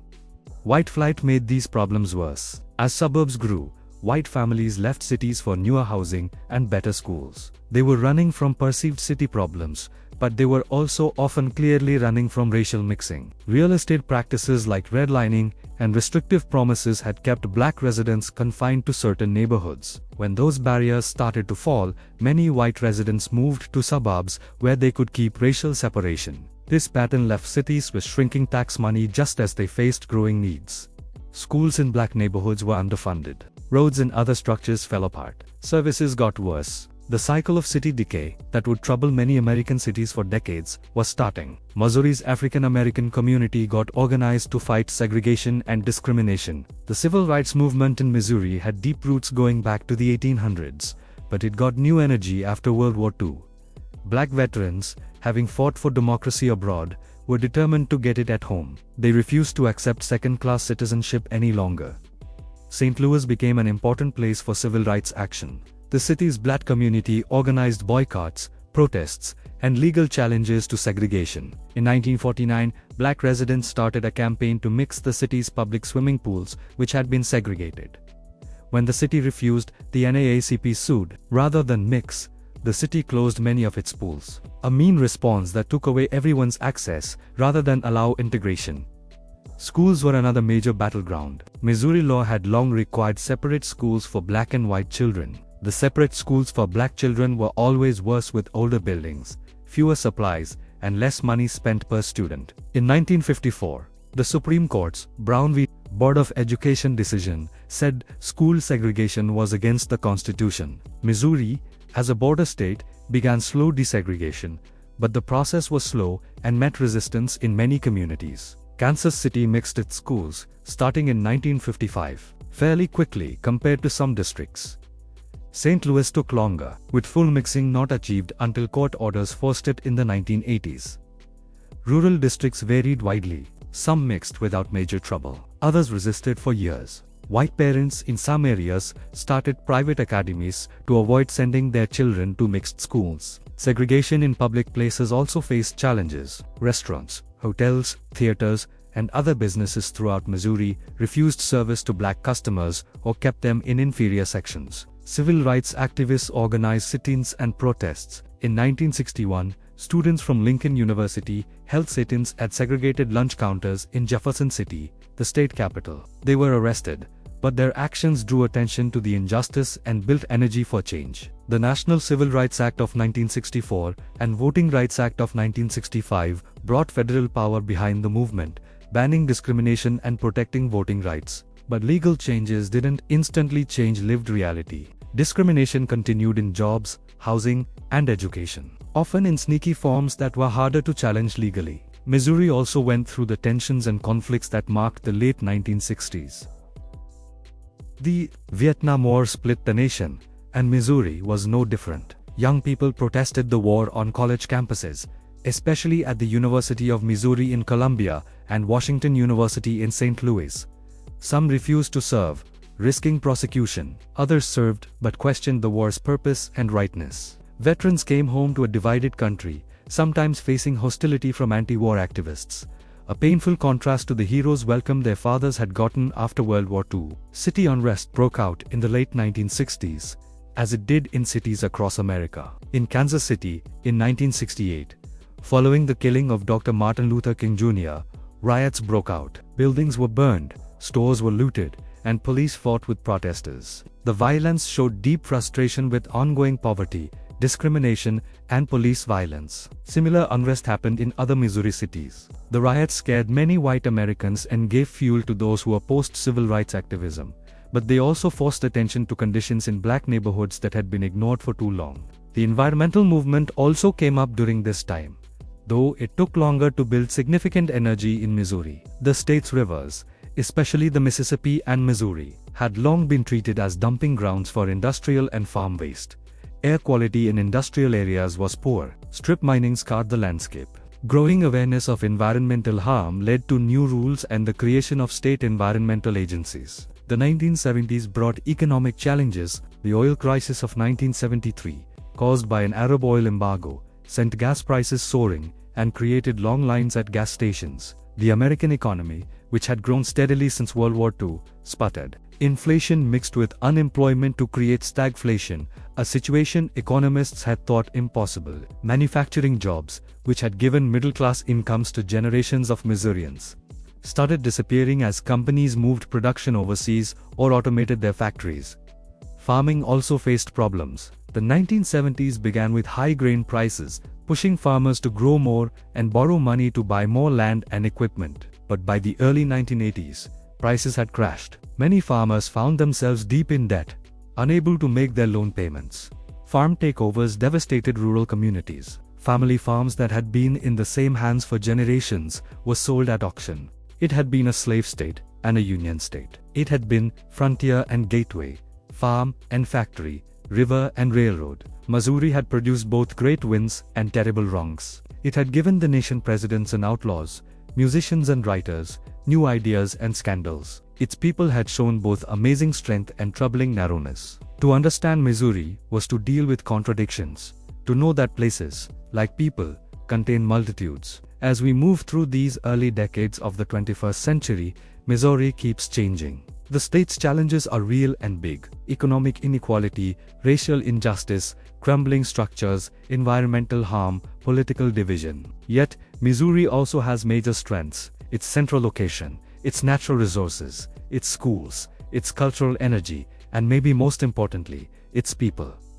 Missourians have always been tough. They've gotten through economic depressions, terrible floods, brutal wars, and social unrest. They've built communities in wilderness, rebuilt after ruin, and adapted to change even when that change was painful. That toughness, that resolve to keep going, and even do well despite challenges, stays a defining trait. The rivers that have shaped Missouri's history keep flowing as they have for thousands of years. The Mississippi, wide and strong, forms the state's eastern edge. The Missouri, the Big Muddy, cuts across the state, draining the huge spaces of the Great Plains. These waterways tied Missouri to the wider world, made it a meeting place, brought people and goods and ideas from far-off places. They still do. Think about standing on the banks of the Missouri River at dusk, watching the water flow past.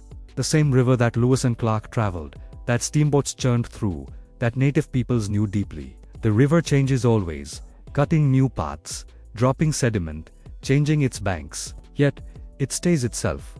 The Big Muddy, carrying the waters of the plains, to the Mississippi, and finally, to the Gulf of Mexico. Missouri's landscapes hold memories. The hills and valleys, the forests and prairies, the rivers and creeks, all witness the human stories that have played out across them. Walk through a Missouri forest, and you're walking ground that native peoples walked for thousands of years. Stand in a small town's main street, and you can imagine the busyness of frontier days when farmers brought their harvest to town. Visit an old church or courthouse, and you can feel the weight of decisions made, prayers said, lives celebrated, and mourned. The Ozarks, that unique highland region in southern Missouri, stand for a particular kind of Missouri identity. Rugged, independent, beautiful, and sometimes harsh. The Ozarks have always been a place apart. The land made big farms hard, so the area never grew the plantation economy of flatter places. Settlers who came to the Ozarks tended to be farmers, living off what they could grow, hunt, and find. They developed a unique culture with traditions in music, crafts, and storytelling that lasted even as the modern world closed in. Ozark music, rooted in Scots-Irish song traditions and shaped by generations of being apart and adapting, added a lot to the growth of country and bluegrass music. The fiddle and the banjo were key instruments, playing songs that told stories of love and loss, work and play, hardship and humor. Square dances and barn raisings brought communities together, giving fun and strengthening social ties in places where neighbors might live miles apart. The Ozarks also became linked with moonshine making during Prohibition and after. The rough land, hidden hollows, and culture of independence made the area perfect for illegal distilling. Law officers faced real danger trying to enforce laws against people who saw liquor making as their right and their living. These fights sometimes turned violent, with shootings and ambushes becoming part of Ozark stories, while romantic tales grew up around moonshiners. The reality was often darker, involving dangerous work, poisonous products, and ties to organized crime. Tourism eventually found the Ozarks, especially after World War II, when Americans had both free time and cars. Branson, a small Ozark town, changed itself into a major fun destination, building itself as a family-friendly choice to Las Vegas. Country music theaters, theme parks, and attractions drew millions of visitors each year. The growth brought wealth, but also changed the area's character, replacing quiet rural life with business bustle. Missouri's caves, especially numerous in the Ozark region, formed over millions of years as water-dissolved limestone rock. These underground spaces, some huge and fancy with stalactites and stalagmites, others tight and dangerous, interested explorers, and finally tourists. Marvel Cave, beneath what is now Silver Dollar City Theme Park, was one of the state's first tourist caves. Meramec Caverns near Stanton became famous partly through its tie to Jesse James, who supposedly used the cave as a hideout, though the claim is debated. Caves served practical purposes before refrigeration. They gave year-round cool temperatures, useful for storing food. During Prohibition, some caves hid illegal bars. In the 1950s and 1960s, as Cold War worries peaked, some people talked about using caves as fallout shelters. Caves also held scientific value, giving insights into geology, hydrology, and biology. Rare cave-adapted species like the grotto salamander and various cave crayfish lived nowhere else on Earth. Speaking of unique Missouri wildlife, the state's rivers and forests supported amazing biodiversity. White-tailed deer, which had been nearly wiped out by overhunting in the early 1900s, came back strongly thanks to conservation work and are now common, sometimes even too much so. Wild turkeys, similarly, came back from near extinction. Black bears, missing from Missouri for decades, started coming back from Arkansas in the 1990s and are now often seen in southern counties. Bald eagles, the national symbol, spend winters along Missouri's major rivers, especially the Mississippi. Seeing these beautiful birds sitting in bare trees along the river bank or flying over icy water is a reminder of nature's strength when given a chance to recover. Conservation success stories like these show that environmental harm need not be forever, that thoughtful care can bring back what was nearly lost. Missouri's state symbols showed its natural and cultural heritage. The bluebird became the state bird in 1927, chosen by school children who liked its cheerful song and pretty feathers. The hawthorn was named the state flower in 1923. The flowering dogwood became the state tree in 1955. These symbols, while officially unimportant, stood for Missourians' tie to their environment, their love for the natural world around them. Water has always been central to Missouri's story, not just the big rivers, but also the springs, streams, and underground water. Big Spring in the Ozarks near Van Buren is one of the biggest springs in the United States, sending out an average of 286 million gallons of water daily. The spring's pool is startlingly clear and blue, its waters coming from deep underground with steady temperature and purity. Springs like this gave water for communities, powered mills, and made homes for unique species. But water could also bring ruin. Missouri's rivers flooded sometimes with devastating effects. The Great Flood of 1993 was especially terrible, covering huge areas along the Mississippi and Missouri rivers. Towns were emptied, farms were underwater, levees failed. The flooding lasted for months, from April through September, and caused billions of dollars in damage. It was a sharp reminder that while humans could build along rivers and even try to control them with levees and dams,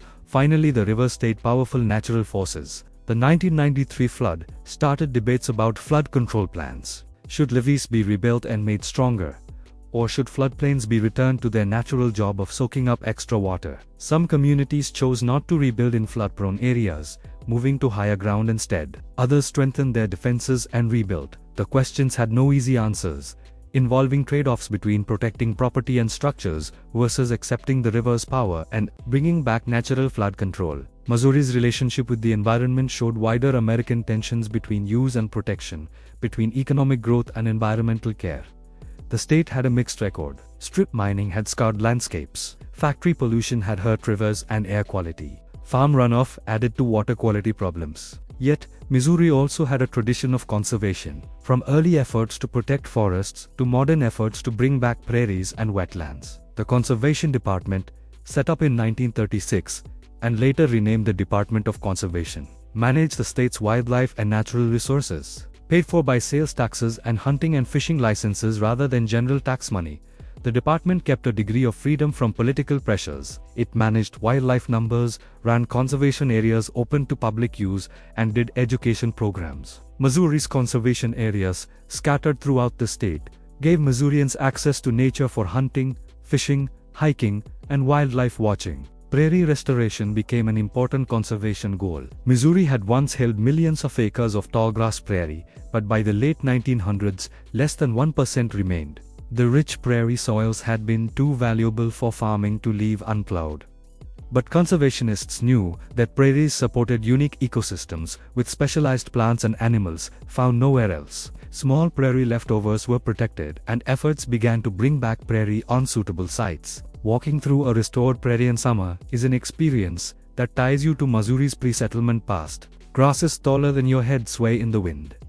Wildflowers burst with color. Purple coneflowers, yellow black-eyed Susans, red Indian paintbrush. Butterflies dance among the blossoms. Meadowlarks and dickcissels sing from perches. It's a landscape that once covered much of Missouri. And while we can never fully bring back what was lost, these leftovers and restorations offer glimpses of what the pioneers saw. Missouri's pioneer heritage stayed a source of pride and identity. The state's history as frontier, as gateway to the West, shaped how Missourians saw themselves. The pioneer spirit of independence, self-reliance, and strength kept meaning something even for people whose lives were far from frontier realities. This heritage was celebrated in museums, historical sites, and festivals throughout the state. The Pony Express, that brief but famous chapter in Western history, had Missouri ties.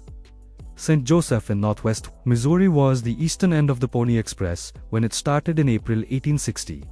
Young riders carried mail on horseback from St. Joseph to Sacramento, California, changing horses at stations along the route. The service lasted only 18 months before the transcontinental telegraph made it outdated, but it caught the American imagination as a symbol of courage, speed, and determination. Jesse James, Missouri's most famous outlaw, stayed a controversial figure whose legend far exceeded his reality. James and his gang robbed banks and trains in the years after the Civil War, claiming to be unreconstructed Confederates hitting back at Yankee institutions. In truth, they were criminals who killed innocent people and stole money. Yet James became a folk hero to some, seen as a Robin Hood figure fighting against railroads and banks that exploited ordinary people. The reality was more complex and much less romantic. But the legend continued, used by tourist attractions and popular culture. Branson's change into a tourist spot represented a broader trend in Missouri's economy. As manufacturing declined, service sector jobs,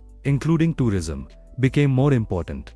Missouri's central location, its natural attractions, its historic sites, and its cultural offerings all made it a possible tourist draw. State and local governments put money into tourism promotion, knowing that visitor spending could give jobs and tax money. The Lake of the Ozarks became Missouri's top resort spot, drawing visitors from across the Midwest. Made by damming the Osage River in the 1930s, the lake's snake-like shape with many arms and coves gave it more than 1,100 miles of shoreline, more than the California coast. Resorts, vacation homes, and marinas lined the shores. Boating, fishing, swimming, and just relaxing by the water drew people seeking escape from city life and summer heat. But the lake's growth brought environmental challenges. Runoff from building and farming added nutrients to the water, promoting algae growth and sometimes causing toxic algae blooms.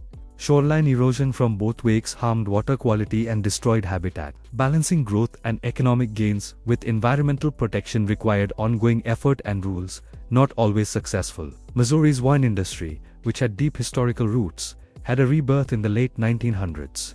German immigrants in the mid-1800s had planted vineyards in the Missouri River Valley, especially around Hermann. The region's wines won awards at international fairs and were thought to rival European wines. Prohibition destroyed the industry and it took decades to recover. By the 1960s, a few brave vintners began replanting vineyards and starting wineries. The industry grew slowly at first, then faster as people's interest in wine grew. By the early 21st century, Missouri had more than 100 wineries, most small family operations, but some making significant amounts. The Harmon area, with its pretty setting and German heritage, became a tourist spot, mixing wine tasting with historic sites and bed and breakfasts. Missouri wines, made from both European grape types and hardy French-American hybrids, developed to withstand Missouri's climate, won national and international recognition. Missouri's craft beer scene also did well.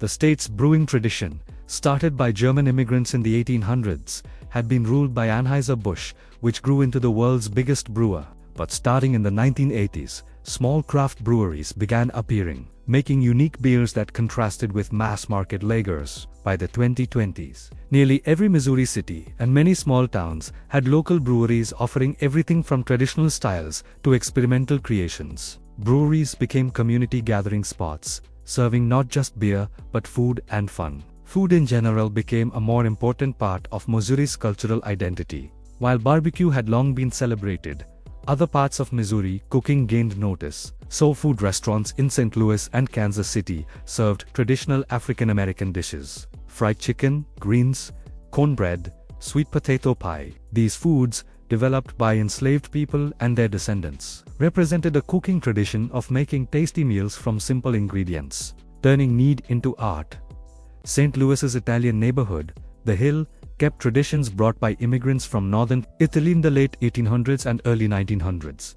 Family-owned restaurants served pasta, pizza, and other Italian dishes, often using recipes passed down through generations. The neighborhood's Catholic churches, especially St. Ambrose, stayed important community centers. The Hill produced several Major League Baseball players including Joe Garagiola, and most famously Yogi Berra, whose quirky wisdom and Hall of Fame career made him a loved figure. Kansas City's jazz heritage stayed a huge source of pride. The American Jazz Museum at 18th and Vine kept and celebrated that legacy. The museum's exhibits explored jazz's African American roots, its growth in Kansas City, and its effect on American and world culture. Next door, the Negro League's Baseball Museum honored the history of black baseball, telling stories of legendary players like Satchel Paige and Buck O'Neil, who were kept out of Major League Baseball by racial segregation. Buck O'Neil himself, who played for and managed the Kansas City Monarchs before becoming a scout and spokesman for baseball, showed grace and resolve. O'Neil spent his later years pushing for recognition of Negro Leagues players and teaching the public about their achievements.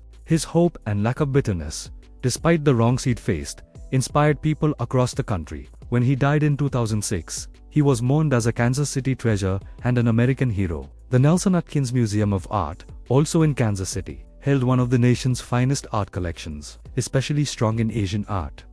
The museum's original building, finished in 1933 in neoclassical style, was expanded in 2007 with a striking modern addition designed by Stephen Hall. The block building, with its glass lenses rising from a landscaped lawn, made a dramatic contrast with the original structure while keeping a harmonious relationship. The museum offered free entry to its permanent collection, making art open to everyone, regardless of money. St. Louis's cultural places were equally impressive. The St. Louis Art Museum, in Forest Park, was among the oldest and most respected art museums in the country. It too offered free entry to its permanent collection. The St. Louis Symphony Orchestra, started in 1880, was the second oldest professional symphony orchestra in the United States. Powell Hall, its home since 1968, gave excellent sound and a beautiful setting for classical music. The Missouri Botanical Garden, started by Henry Shaw in 1859, was the nation's oldest botanical garden in continuous operation. Its 79 acres included formal gardens, natural areas, and special collections like the Japanese garden and the Climatron, a geodesic dome greenhouse holding tropical plants. The garden served not just as a beautiful public space but also as a research place studying plant conservation and sustainable gardening. These cultural places, built and kept through a mix of public support and private giving, made Missouri life richer in ways that went beyond economics. They gave beauty, inspiration, education, and community. They represented investments in what makes life worth living, beyond material comfort and financial success. Missouri's universities added to the state's thinking and cultural life as well. The University of Missouri in Columbia, started in 1839, was the first public university west of the Mississippi River.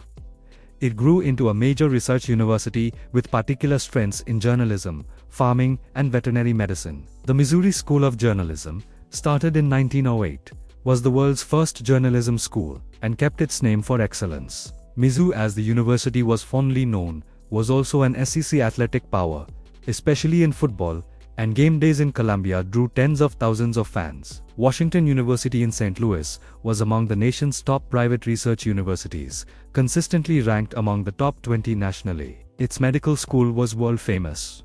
Its undergraduate programs drew students from across the country and around the world. The university's resources and research added a lot to St. Louis' economy and name. St. Louis University, a Jesuit school started in 1818, was one of the oldest universities west of the Mississippi, and the second oldest Jesuit university in the nation. It mixed Catholic thinking tradition with modern research and professional education. The university's basketball program had been a national power in earlier decades and kept a strong following. Smaller colleges and universities throughout Missouri gave education and served as anchors for their communities. Westminster College in Fulton, a small liberal arts college, gained lasting fame as the place where Winston Churchill gave his Iron Curtain speech in 1946, warning of Soviet growth in Eastern Europe. The college kept this legacy and kept an academic program centered on Churchill studies. Missouri's educational scene included historically black colleges and universities that had been vital in giving educational chances when segregation kept black students out of white schools. Lincoln University in Jefferson City, started by black Civil War veterans, kept serving students and keeping its mission of open education. Haristo State University in St. Louis, also historically black, similarly gave educational chances and kept its focus on city education. Community colleges throughout the state gave open higher education, job training, and workforce growth. St. Louis Community College, Metropolitan Community College in Kansas City, and regional community colleges in areas like Cape Girardeau, Joplin, and Springfield served hundreds of thousands of students, many of whom were the first in their families to go for higher education. These places were vital for social movement and economic growth. Missouri's religious scene stayed varied and changing. Mainline Protestant groups, which had ruled much of white Missouri historically, lost members as they did nationally. Evangelical and non-denominational churches grew, often with modern worship styles and mega-church forms. The Catholic Church stayed strong, especially in areas with large German or Italian heritage. African American churches kept being pillars of their communities, giving not just spiritual guidance, but also social services and community organizing. Missouri was also home to significant numbers of Muslims, Hindus, Buddhists, and followers of other faiths, showing growing religious variety. Mosques, temples, and meditation centers appeared in Missouri cities, serving immigrant communities and American converts. This variety sometimes made tensions, especially in communities not used to religious variety, but it also made Missouri's cultural scene richer and showed America's changing makeup. The reorganized Church of Jesus Christ of Latter-day Saints, later renamed Community of Christ, had its headquarters in Independence. This group, which split from the main LDS Church after Joseph Smith's death, kept unique beliefs and practices while sharing roots with the larger Utah-based church. Independence was also thought by Mormons to be the site of the Garden of Eden and the place where the New Jerusalem would eventually be built, making it a spot of special meaning in LDS belief. Missouri's population, while growing overall, was shifting in makeup. The state was aging, with a larger share of people over 65 than in past generations. This age shift had effects for healthcare, social services, and the economy. Rural areas were especially affected, with young people leaving and older people staying, making communities with shrinking working-age populations. Immigration, as mentioned earlier, was changing Missouri's ethnic makeup. Hispanic and Latino populations grew a lot, especially in meatpacking towns like Monett and Carthage, and in farm areas. These new people often faced language barriers, prejudice, and challenges getting services, but they also brought energy, starting businesses, making cultural life richer, and adding to the economy. Bosnian refugees fleeing war in the Balkans in the 1990s set up a large community in St. Louis, the biggest Bosnian population outside of Bosnia itself. They settled mostly in the Bevo Mill neighborhood and started businesses, mosques, and community groups. Bosnian restaurants introduced St. Louis people to Severpi Boric and other Balkan foods. The Bosnian community brought new life to neighborhoods that had been in decline and showed immigrant strength and drive. Missouri's political culture in recent decades moved more to the right, even as its cities stayed Democratic strongholds. The state that had been a bellwether, reliably voting for winning presidential candidates, became more reliably Republican in presidential elections. This shift showed both national political realignment and specific Missouri factors, including the drop in labor unions, population changes, and the growing importance of cultural issues. Abortion became one of the most divisive political issues. Missouri passed increasingly strict abortion laws, showing the views of the Republican-controlled state legislature and governor's office. In 2019, Missouri passed a law banning abortion after 8 weeks of pregnancy, with no exceptions for rape or incest, one of the most restrictive abortion laws in the nation. Supporters saw it as protecting unborn life. Opponents saw it as an unconstitutional limit on women's rights. Courts blocked the law from taking effect, but the political and cultural splits it showed ran deep. Gun rights were another issue causing argument. Missouri had open gun laws, including constitutional carry rules that let anyone legally allowed to own a gun carry it hidden without a permit. Supporters argued this was a basic constitutional right, and that an armed population was a safe population. Critics pointed to gun violence numbers and argued for reasonable rules. The debate was made harder by Missouri's mix of city and rural areas, with very different ties to guns and gun culture. Education policy caused ongoing argument. School funding, what's taught, charter schools, and school choice were all hotly debated. Rural districts struggled with falling numbers of students and limited money. City districts dealt with concentrated poverty, aging buildings, and complex social challenges. Suburban districts generally had more resources, but faced their own issues around growth, diversity, and keeping quality. The question of how to teach American history, especially about race and racism, became political. Some parents and political leaders objected to teaching about systemic racism or anything that might make white students feel guilty about historical wrongs. Educators argued that honest dealing with history, including its hard parts, was vital for understanding today and building a better future. The debate showed wider national splits over how to understand American identity and history. Missouri's prison system faced challenges of too many people, not enough programs, and questions about criminal justice change. The state had fairly high numbers of people in prison, and its prisons held many people serving long sentences for non-violent drug crimes. Change supporters pushed for other choices to prison, better programs for people leaving prison, and dealing with racial gaps in sentencing. Progress was slow, with disagreement about how to balance public safety, fairness, and cost worries. Healthcare access stayed a major concern. Missouri expanded Medicaid in 2021 after voters approved it through a ballot measure, giving coverage to low-income adults who had earlier fallen into a coverage gap. The expansion gave insurance to hundreds of thousands of Missourians, improving access to care and giving financial protection against medical costs. But challenges stayed, especially in rural areas where hospitals and clinics were scarce.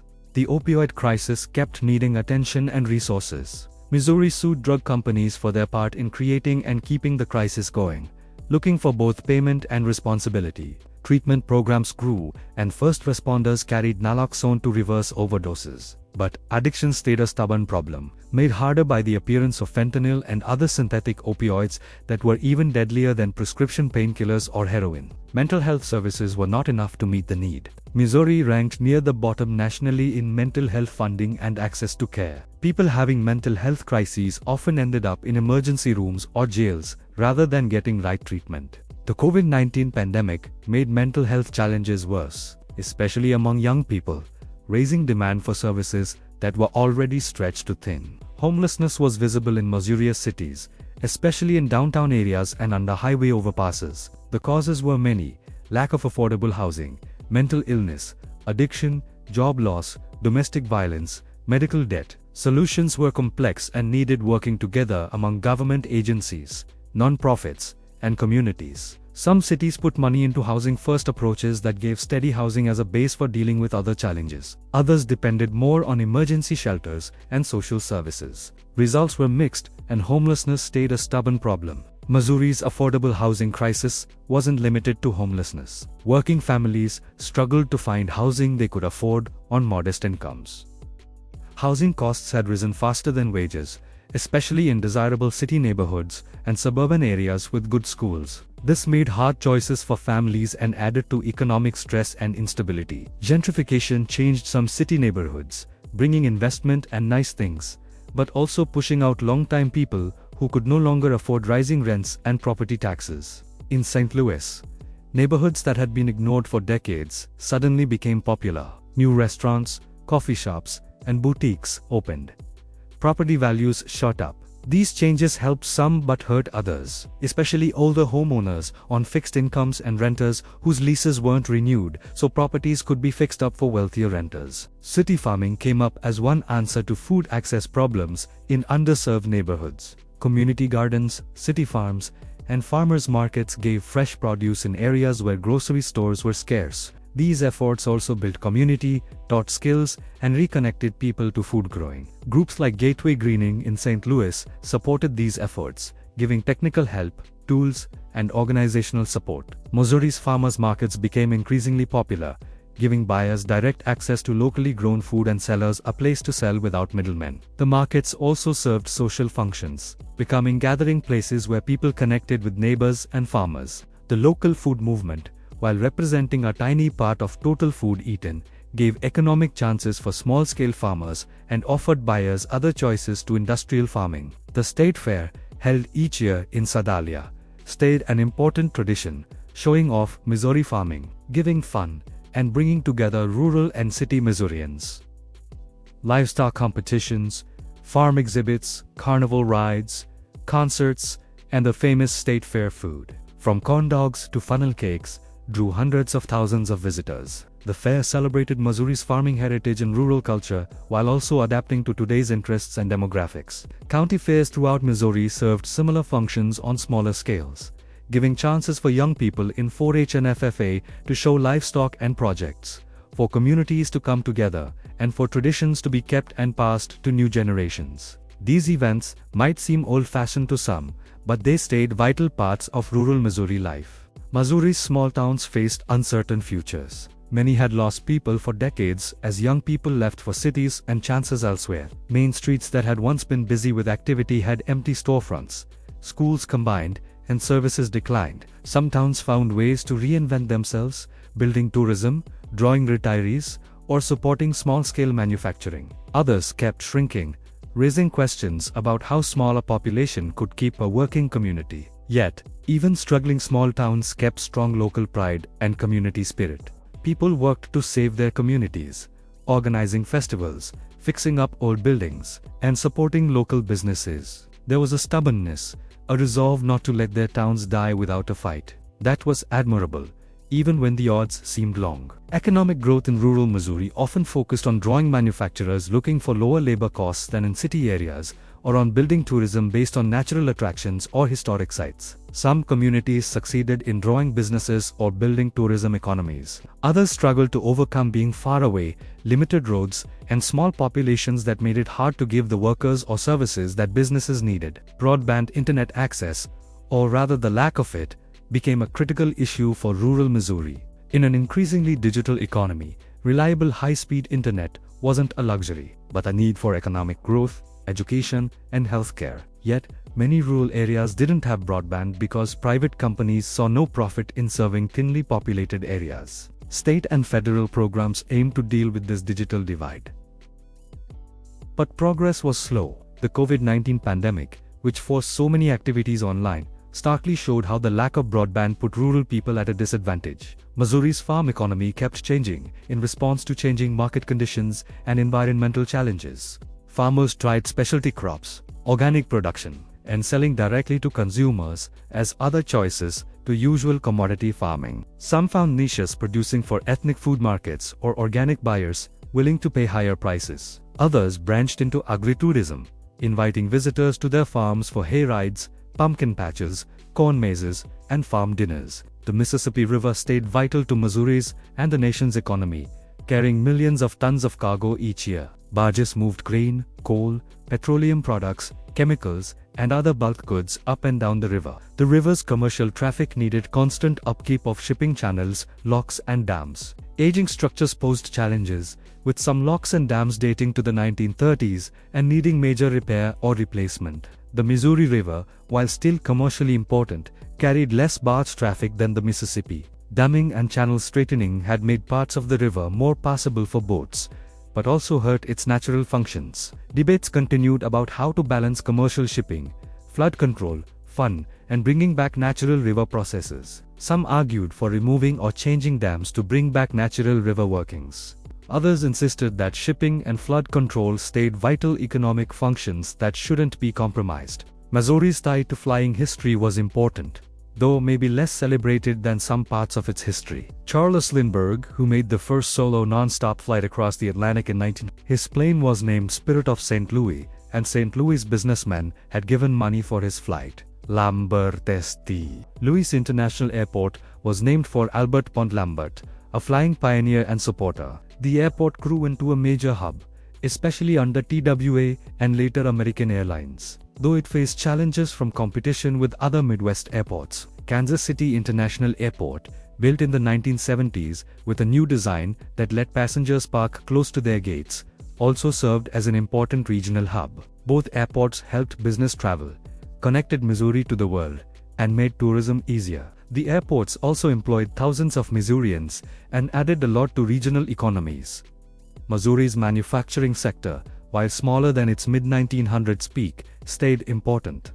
The car industry had a presence with the General Motors assembly plant in Wentzville, and a Ford plant that had operated in Clackamas, near Kansas City. These plants gave good-paying jobs with benefits, though automation cut jobs over time. Airplane manufacturing was present through Boeing's operations in St. Louis, though the company's choice to move its headquarters out of the city in the 1990s was a symbolic blow. Food processing was another significant manufacturing sector.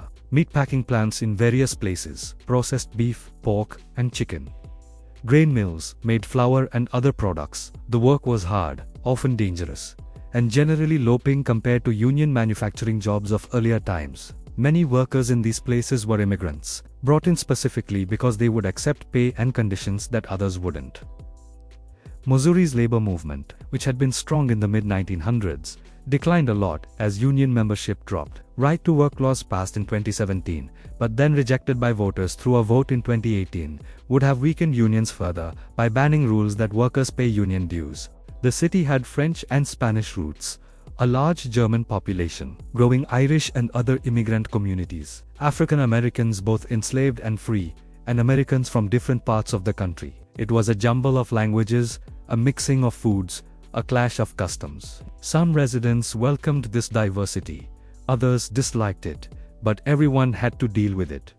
By the 1850s, Missouri was prosperous and growing, but the national crisis over slavery was getting worse. The Compromise of 1850 had tried to settle disputes from the Mexican-American War and the admission of California, but it satisfied no one completely. The Fugitive Slave Act, part of the compromise, required Northerners to help catch and return escaped enslaved people, angering many who opposed slavery. Meanwhile, white Southerners felt attacked, sure that the North was determined to destroy slavery and their way of life. The Kansas-Nebraska Act of 1854 lit the fire again by opening Kansas and Nebraska territories to slavery through popular sovereignty, letting settlers vote on whether to allow slavery. This basically did away with the Missouri Compromise, which had banned slavery north of 3630. The result was chaos in Kansas, as pro-slavery and anti-slavery settlers rushed in, each side set on controlling the territorial government. Violence broke out with raids, murders, and guerrilla fighting, earning the territory the nickname Bleeding Kansas. Missouri played a big part in the Kansas troubles. Pro-slavery Missourians, called border ruffians by their opponents, crossed into Kansas to vote illegally in territorial elections and to scare anti-slavery settlers. They were determined that Kansas would join the Union as a slave state, protecting Missouri's own slave system. The thought of a free state on their western border worried Missouri slaveholders, who feared it would become a safe place for escaped enslaved people and a base for abolitionist activity. Anti-slavery settlers in Kansas fought back, and violence spiraled. John Brown, a radical abolitionist, led raids that killed pro-slavery settlers.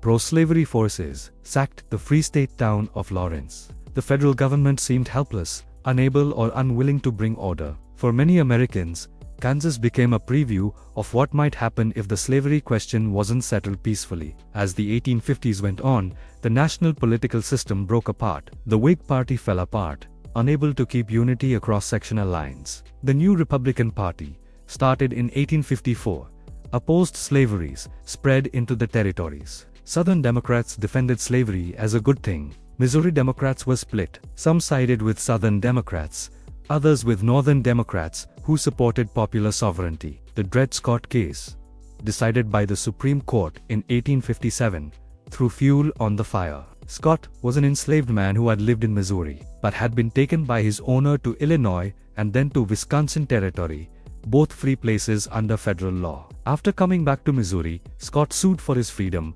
arguing that his time in free territory had made him free. The case wound through courts for years before reaching the Supreme Court.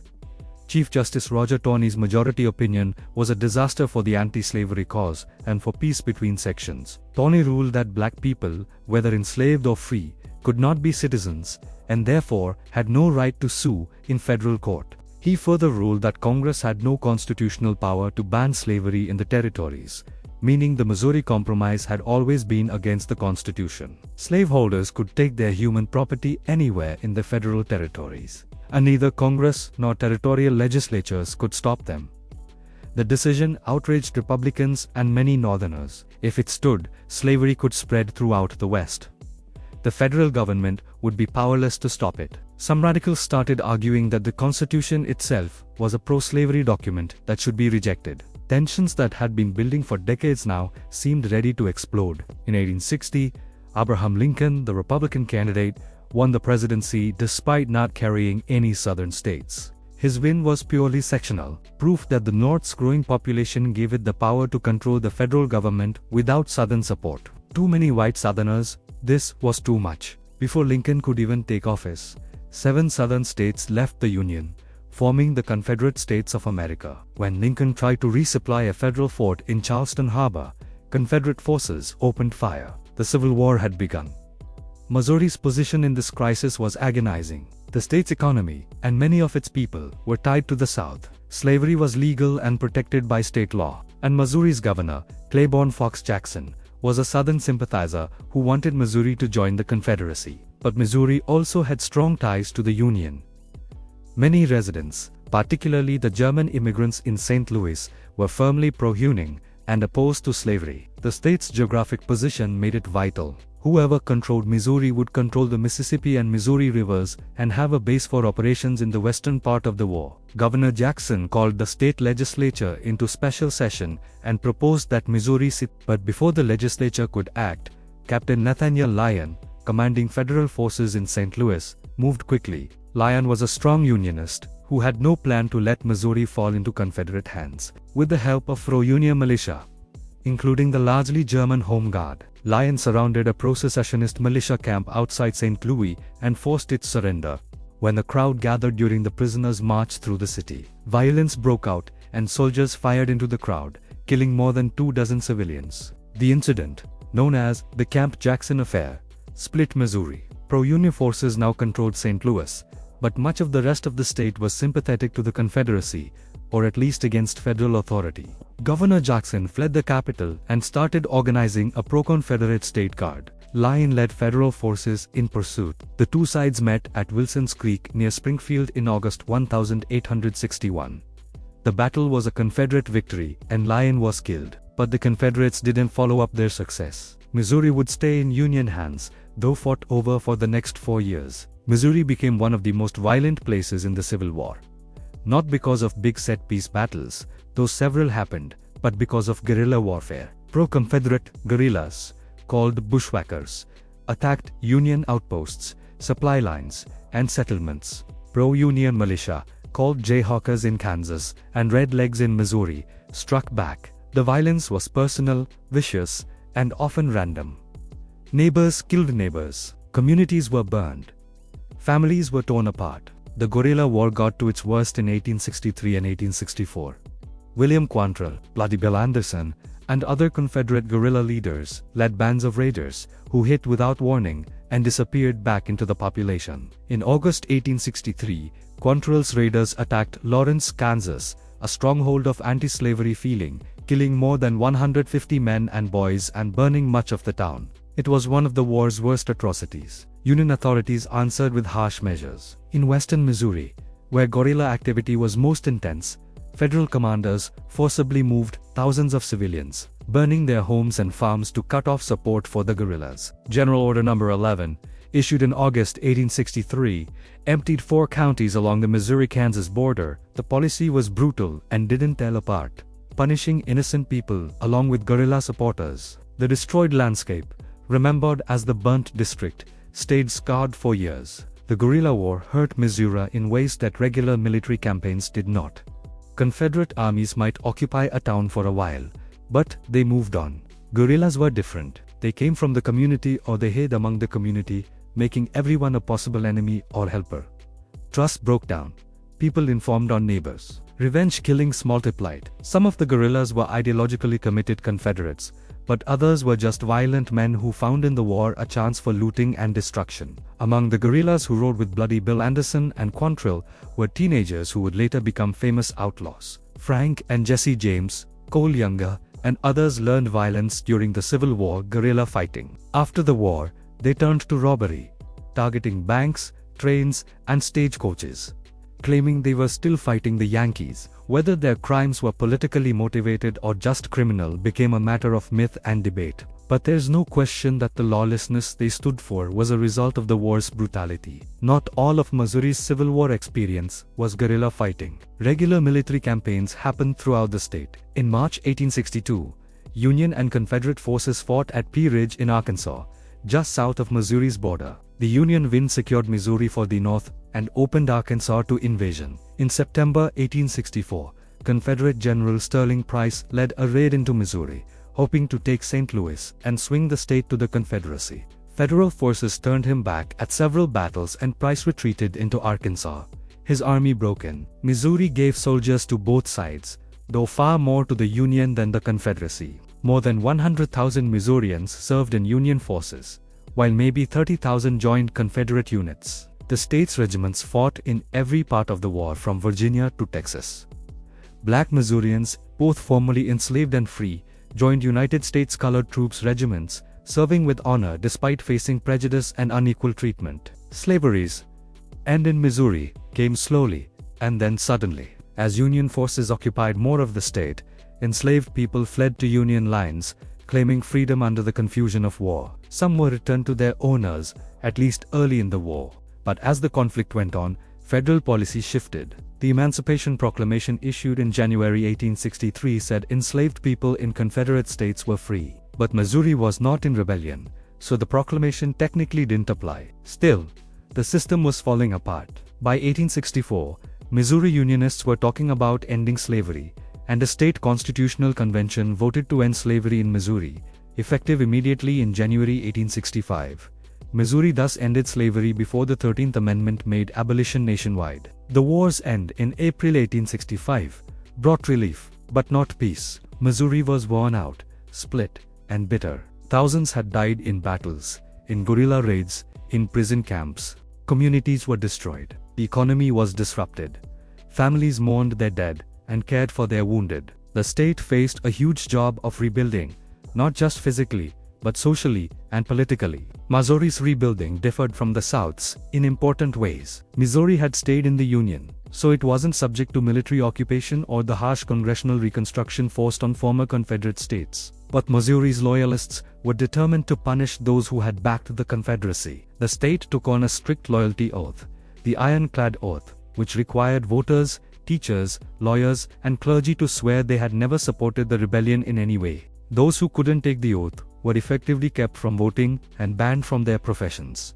The Ironclad Oath caused huge resentment. Many Missourians who had been nominal Confederates or who had just tried to stay out of the conflict found themselves shut out of civic life. The policy was meant to hold together Unionist control, but it backfired, creating sympathy for ex-Confederates and weakening the moral standing of the radical Republicans who controlled Missouri politics in the years right after the war. By the early 1870s, a coalition of moderate Republicans and Democrats had taken apart most of the harsh rebuilding measures. The Ironclad Oath was ended, and ex-Confederates got their political rights back. Missouri politics settled down, though along conservative lines that would last for decades. The Democratic Party, boosted by ex-Confederates and their supporters, ruled state politics for most of the rest of the 1800s. For formerly enslaved people, freedom was life-changing, but also uncertain. They were no longer property, but they faced huge challenges. Most had no land, no money, no formal schooling. Many had families that had been split by slavery, and they spent years searching for lost relatives. They needed work, but the only skills many had were farming, and they often had to work out labor deals with their former owners or other white landowners. Black Missourians built new institutions to support their communities. Churches were central, serving not just spiritual needs, but also as schools, social centers, and places for political organizing. The African Methodist Episcopal Church and Black Baptist churches grew fast in the post-war years. Schools for black children were started, often with help from northern missionary groups. Lincoln University, started in 1866 by black veterans of the 62nd and 65th United States Colored Infantry Regiments, became Missouri's historically black public university, offering higher education chances that were otherwise closed to African Americans. Despite these efforts, Missouri's black population faced constant discrimination. The state never had formal Jim Crow laws quite like the Deep South, but informal separation was everywhere. Black Missourians were kept out of white hotels, restaurants, and theaters. They went to separate schools, rode in separate railroad cars, and lived in separate neighborhoods. Violence and intimidation were always threats. Lynchings, though less common than in some southern states, happened with awful regularity. The late 1800s was also a time of fast economic change. Missouri's farming continued to be important, but the state was industrializing.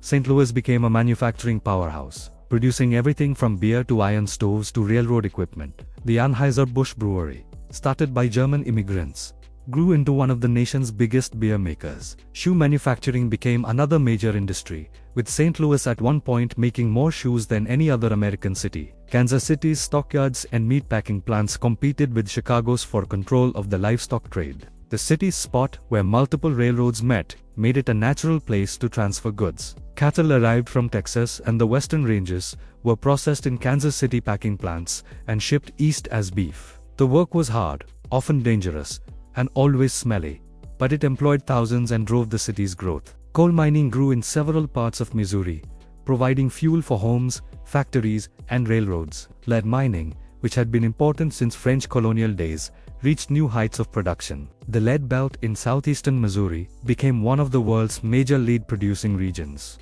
Zinc mining also developed, particularly in the southwest corner of the state around Joplin, which grew from nothing to a boom town in just a few years. These industries created wealth, but the sharing was uneven.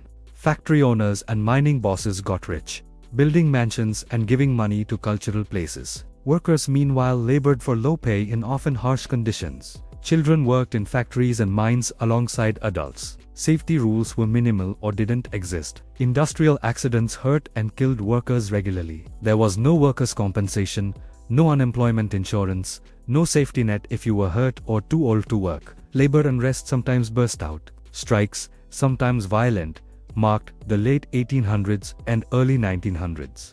In 1877, during the Great Railroad Strike that swept the nation, Missouri railroad workers walked off the job, stopping service and causing fights with authorities. The strike was eventually broken, but it showed deep discontent among workers and proved that labor conflict would be part of Missouri's industrial scene. The populist movement of the 1880s and 1890s found support among Missouri farmers who felt squeezed by low crop prices, high railroad shipping rates, and tight credit. The populists called for government control of railroads, money inflation to ease debt loads, and other changes to help farmers and workers against the power of banks and corporations. Missouri populists never had big political success at the state level, but their pushing made mainstream parties take on some changes. As the 1800s closed and the 1900s began, Missouri stood at a crossroads. The state had gotten through the Civil War, lived through Reconstruction, and taken part in the Industrial Revolution. Its cities were growing, its economy diversifying,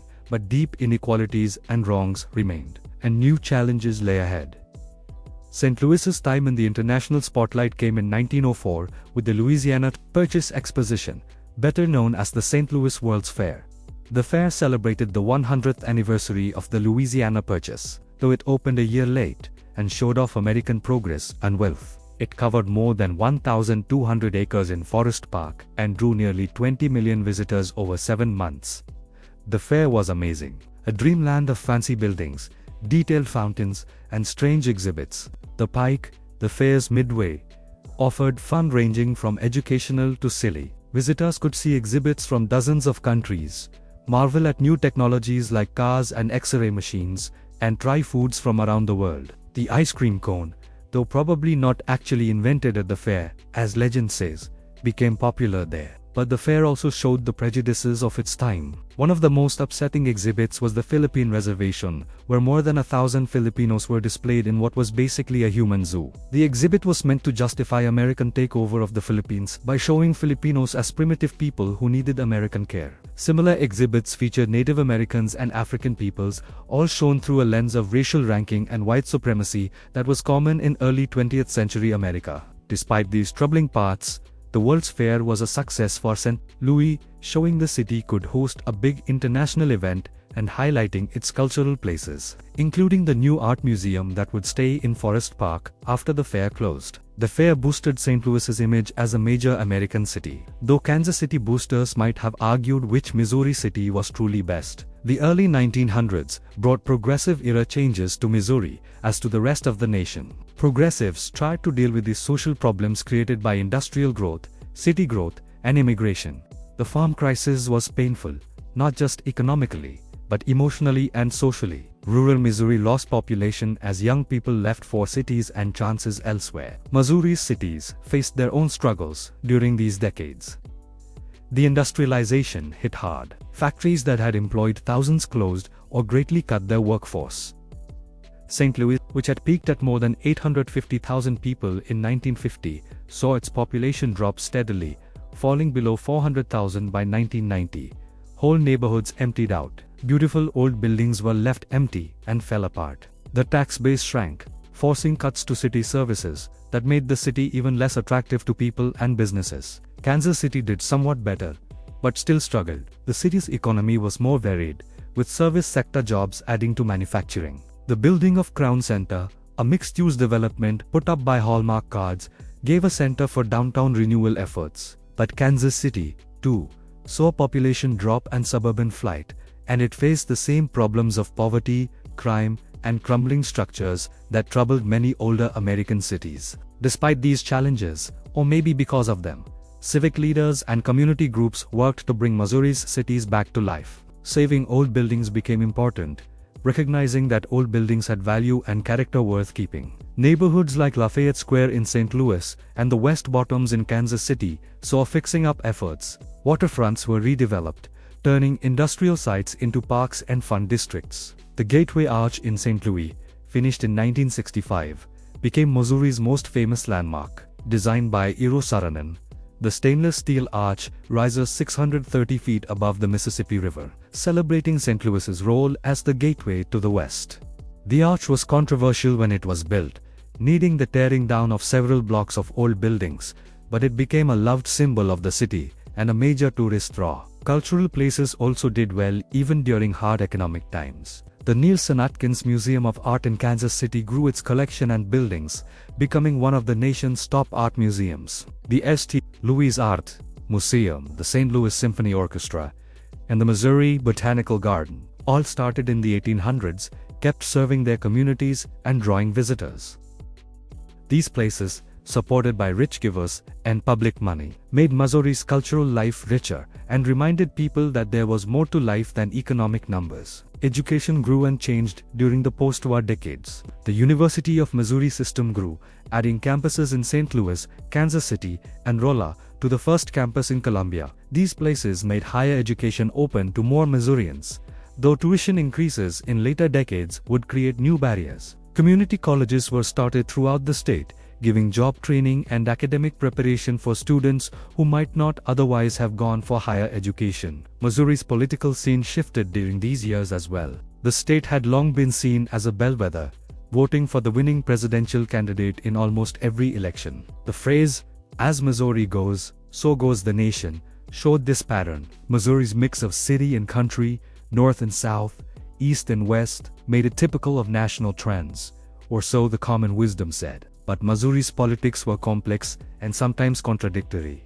The state elected both conservative and liberal politicians. Harry Truman, a Missouri Democrat who became president in 1945 after Franklin Roosevelt's death, was a complex figure himself. Born in small-town Missouri, shaped by Kansas City machine politics, Truman mixed folksy directness with firm leadership. His presidency saw the end of World War II, the start of the Cold War, the mixing of the military, and the creation of groups like NATO and the Marshall Plan that shaped the post-war world. Truman's legacy in Missouri stayed strong long after his presidency ended. His library and museum in Independence became a pilgrimage spot for those interested in presidential history. Truman himself, after leaving office in 1953, went back to Independence and lived there until his death in 1972, often seen walking around town or chatting with neighbors.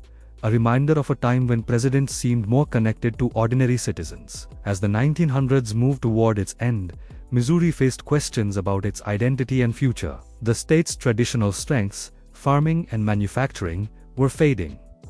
What would replace them? How could Missouri compete in an economy increasingly based on services, technology, and information? Some cities and areas adapted well, attracting new industries and building new economic bases. Others struggled, unable to replace lost jobs and population. The 1990s brought economic growth nationally, and Missouri shared in the boom, though unevenly. The Kansas City metro area grew a lot, spreading into suburbs in both Kansas and Missouri. The metro area's economy varied with telecom, finance, and healthcare joining traditional industries. Sprint, a telecom company based in Overland Park, Kansas, just across the state line from Kansas City, Missouri, became a major employer. Cerner Corporation, a healthcare information tech company based in Kansas City, Missouri, grew into a major player in its field.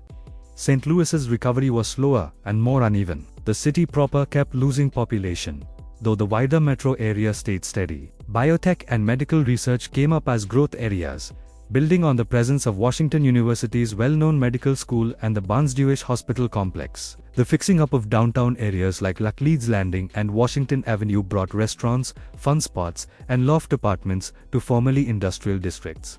Rural Missouri faced maybe the biggest challenges. Small towns kept losing population as young people left for cities. Main streets that had once been busy with activity were lined with empty storefronts. Schools combined, closing neighborhood schools and making children take long bus rides. The social fabric of rural communities frayed. Yet many rural Missourians stayed deeply attached to their communities, working to save what they could and adjust to changing times. Farming continued to change. Farms grew bigger and more specialized. Technology from GPS-guided tractors to genetically changed crops changed farming methods. Family farms that survived did so by becoming more efficient and often by adding other income, with one spouse working off the farm to provide steady pay and health insurance. Agribusiness companies grew larger, giving them more power over the prices farmers get for their products and pay for their supplies. The turn of the millennium brought both hope and uncertainty. The Y2K scare, fears that computer systems would fail when the calendar changed from 1999 to 2000, proved overblown. The economy kept growing, but the terrorist attacks of September 11, 2001, broke the sense of safety many Americans had taken for granted. Missouri, like the rest of the nation, mourned the victims and got ready for a long fight against terrorism. The wars in Afghanistan and Iraq that followed September 11 affected Missouri directly. Fort Leonard Wood again became a major deployment center. Thousands of Missouri soldiers, including National Guard and reserve units, were sent overseas. Some served multiple tours. Deaths, while far fewer than in past wars, still hurt and killed Missourians. Communities got together to support military families, but the long conflicts created strain. The economic crisis of 2008 and the following Great Recession hit Missouri hard. The collapse of the housing bubble, caused by risky mortgage lending and financial betting, destroyed the building industry and left many homeowners owing more on their homes than they were worth. Unemployment shot up. Small businesses failed. State and local governments facing sharp drops in tax money, cut services, and laid off workers. Recovery from the Great Recession was slow and uneven. Some sectors and areas bounced back fairly quickly. Others struggled. The recession made inequalities worse, with wealth increasingly gathered among the already wealthy, while middle class and poor families struggled. These economic strains added to political division, with people looking for explanations and answers, often reaching completely different conclusions. Missouri cities kept trying to bring themselves back to life, with mixed results. St. Louis put money into its downtown with new stadiums, fixed up old buildings, and better roads. The city drew some new businesses and people, especially young professionals drawn to city living, but the city also faced ongoing challenges. Crime rates stayed high, especially in economically struggling neighborhoods.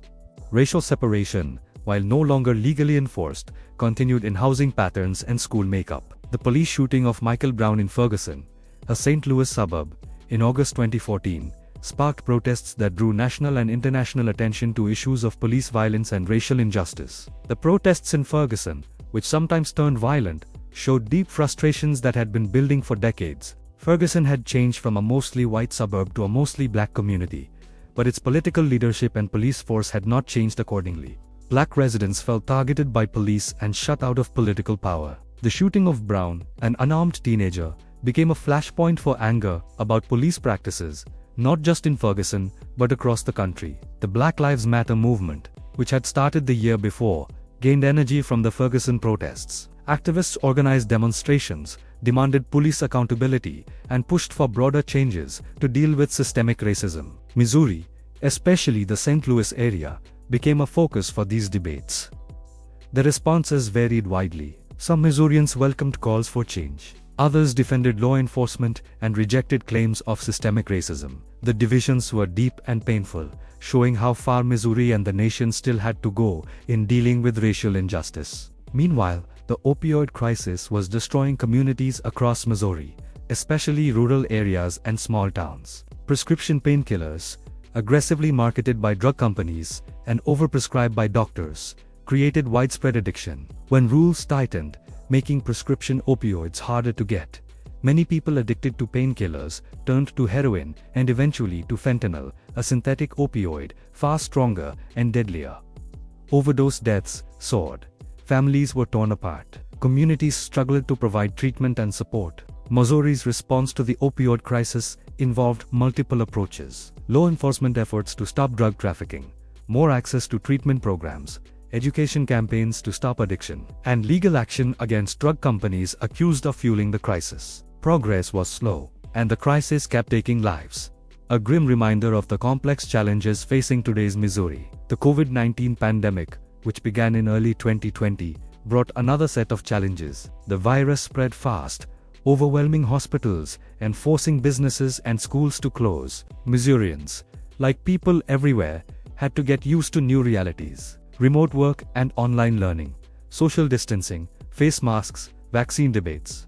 The pandemic affected everyone, but not equally. Essential workers, healthcare providers, and those unable to work from home faced the biggest risks. Small businesses struggled or closed entirely. Mental health problems increased as isolation and stress took their toll. Missouri's response to the pandemic was made harder by political divisions. Questions about mask rules, business closures, and vaccine requirements became intensely partisan, with people's positions often lining up with their political identity more than with public health evidence. This politicization made working together hard and added to Missouri's fairly high infection and death rates compared to some other states. Yet, the pandemic also brought out strength and creativity. Communities found new ways to connect and support each other. Healthcare workers did heroically under incredibly hard conditions.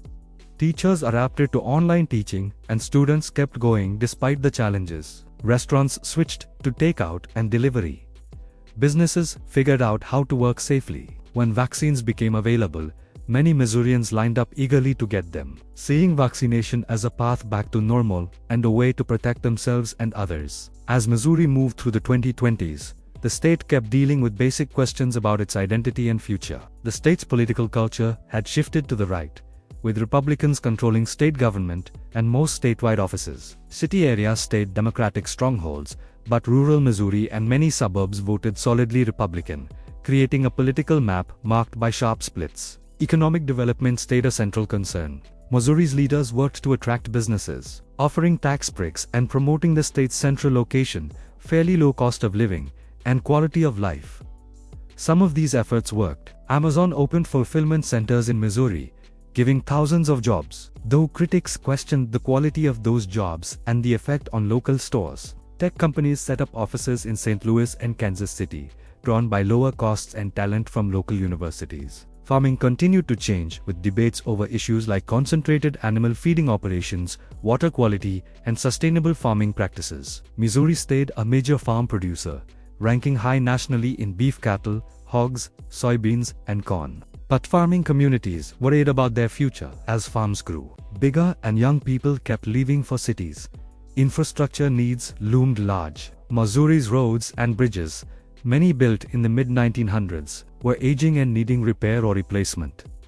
Money was a constant challenge. Missourians had historically been reluctant to raise taxes, making it hard to get money for upkeep and improvements. Yet, falling apart roads and bridges posed real dangers and slowed economic growth. Education stayed a point of debate and concern. Missouri's public schools faced money challenges, especially in poor city and rural districts. The state ranked below the national average in education spending per student. Teacher pay was low compared to neighboring states, making it hard to attract and keep good teachers. Achievement gaps between white students and students of color continued, showing broader patterns of racial and economic inequality. Higher education institutions dealt with falling state support, forcing them to depend more on tuition and donations. This made college less affordable for many Missourians and increased student debt loads.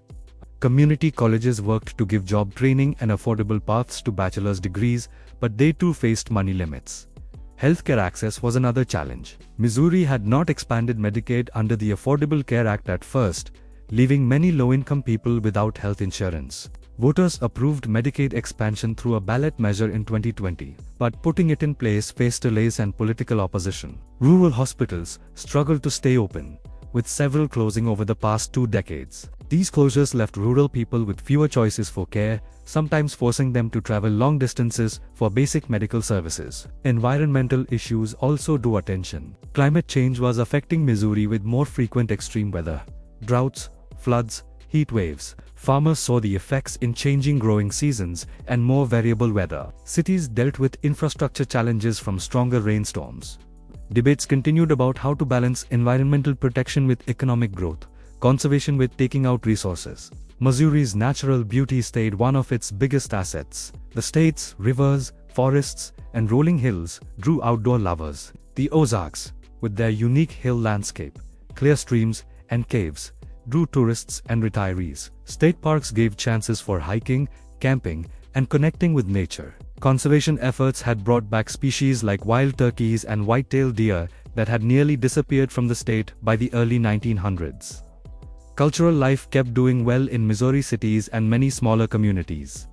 St. Louis and Kansas City kept their names as centers for music, theater, and visual arts. Smaller cities like Columbia, Springfield, and Cape Girardeau developed their own cultural scenes. Festivals celebrating everything from music to heritage to farming brought communities together and drew visitors. Missouri's writing tradition stayed strong. The state that had produced Mark Twain, T.S. Eliot, Langston Hughes, and Tennessee Williams kept nurturing writers. Today's Missouri authors explored themes of place, identity, memory, and change, dealing with what it meant to be from and of Missouri in the 21st century. Food culture showed Missouri's varied heritage. Barbecue stayed a point of pride and debate, with Kansas City's sweet tomato-based sauce competing with other regional styles. Toasted ravioli in St. Louis, a local invention, had become a famous dish. Gooey butter cake, another St. Louis specialty, delighted those with a sweet tooth. Wineries in the Missouri River Valley made wines from both traditional and hybrid grape types, continuing a winemaking tradition that dated to the 1800s.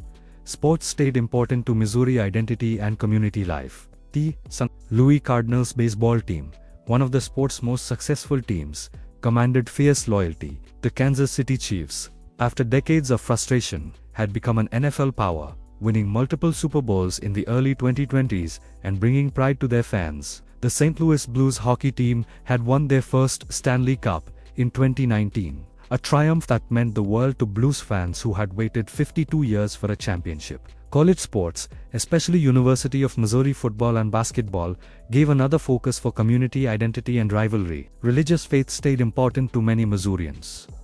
The state's religious scene was varied, with Baptist and Methodist churches most common, but with significant Catholic, Lutheran, Presbyterian, and other Protestant groups represented. Missouri was home to several important religious places and seminaries.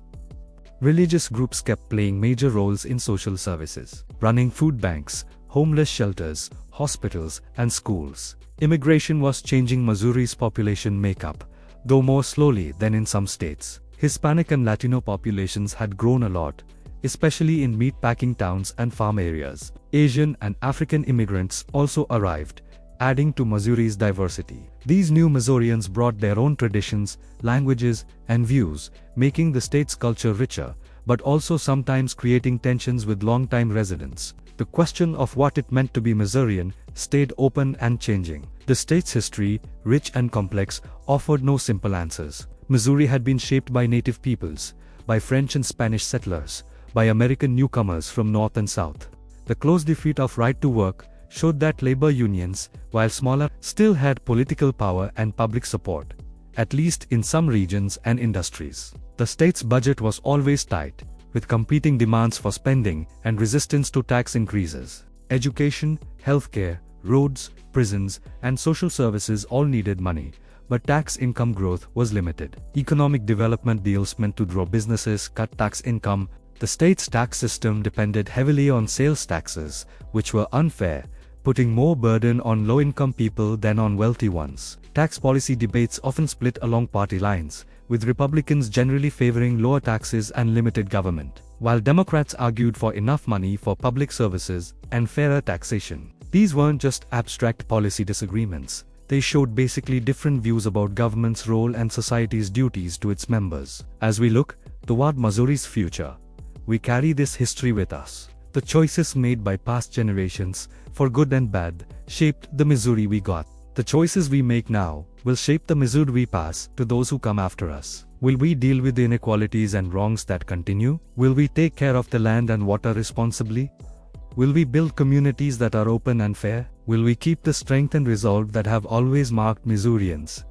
These aren't easy questions, and the answers aren't set in stone. History shows us that progress isn't sure to happen, that improvements can be turned back, that each generation must promise again to the values and principles it holds dear. But history also shows us that change is possible, that dedicated people can make a difference, that communities can get through challenges that seem impossible to overcome. Missouri's story is in many ways America's story in small form. It's a story of native peoples pushed out, of settlers looking for new lives, of enslaved people fighting for freedom, of immigrants chasing chance. It's a story of violence and conflict, but also of working together and community. It's a story of using people and land, but also of protecting and caring. It's a story of exclusion and prejudice, but also of struggle for fairness and inclusion. The state that began as a meeting place, a joining of rivers and peoples, stays a meeting place today. What happens in Missouri matters not just to Missourians, but to the nation.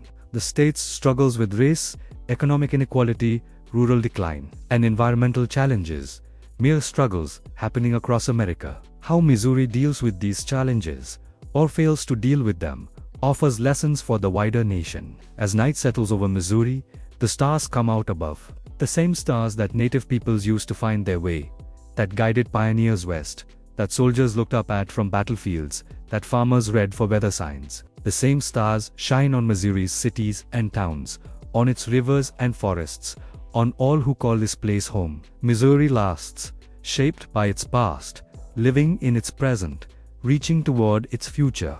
The story continues, written day by the people who walk this land, who swim these rivers, who build these communities. And that story, like Missouri itself, is still being written, still unfolding, still full of possibility and hope.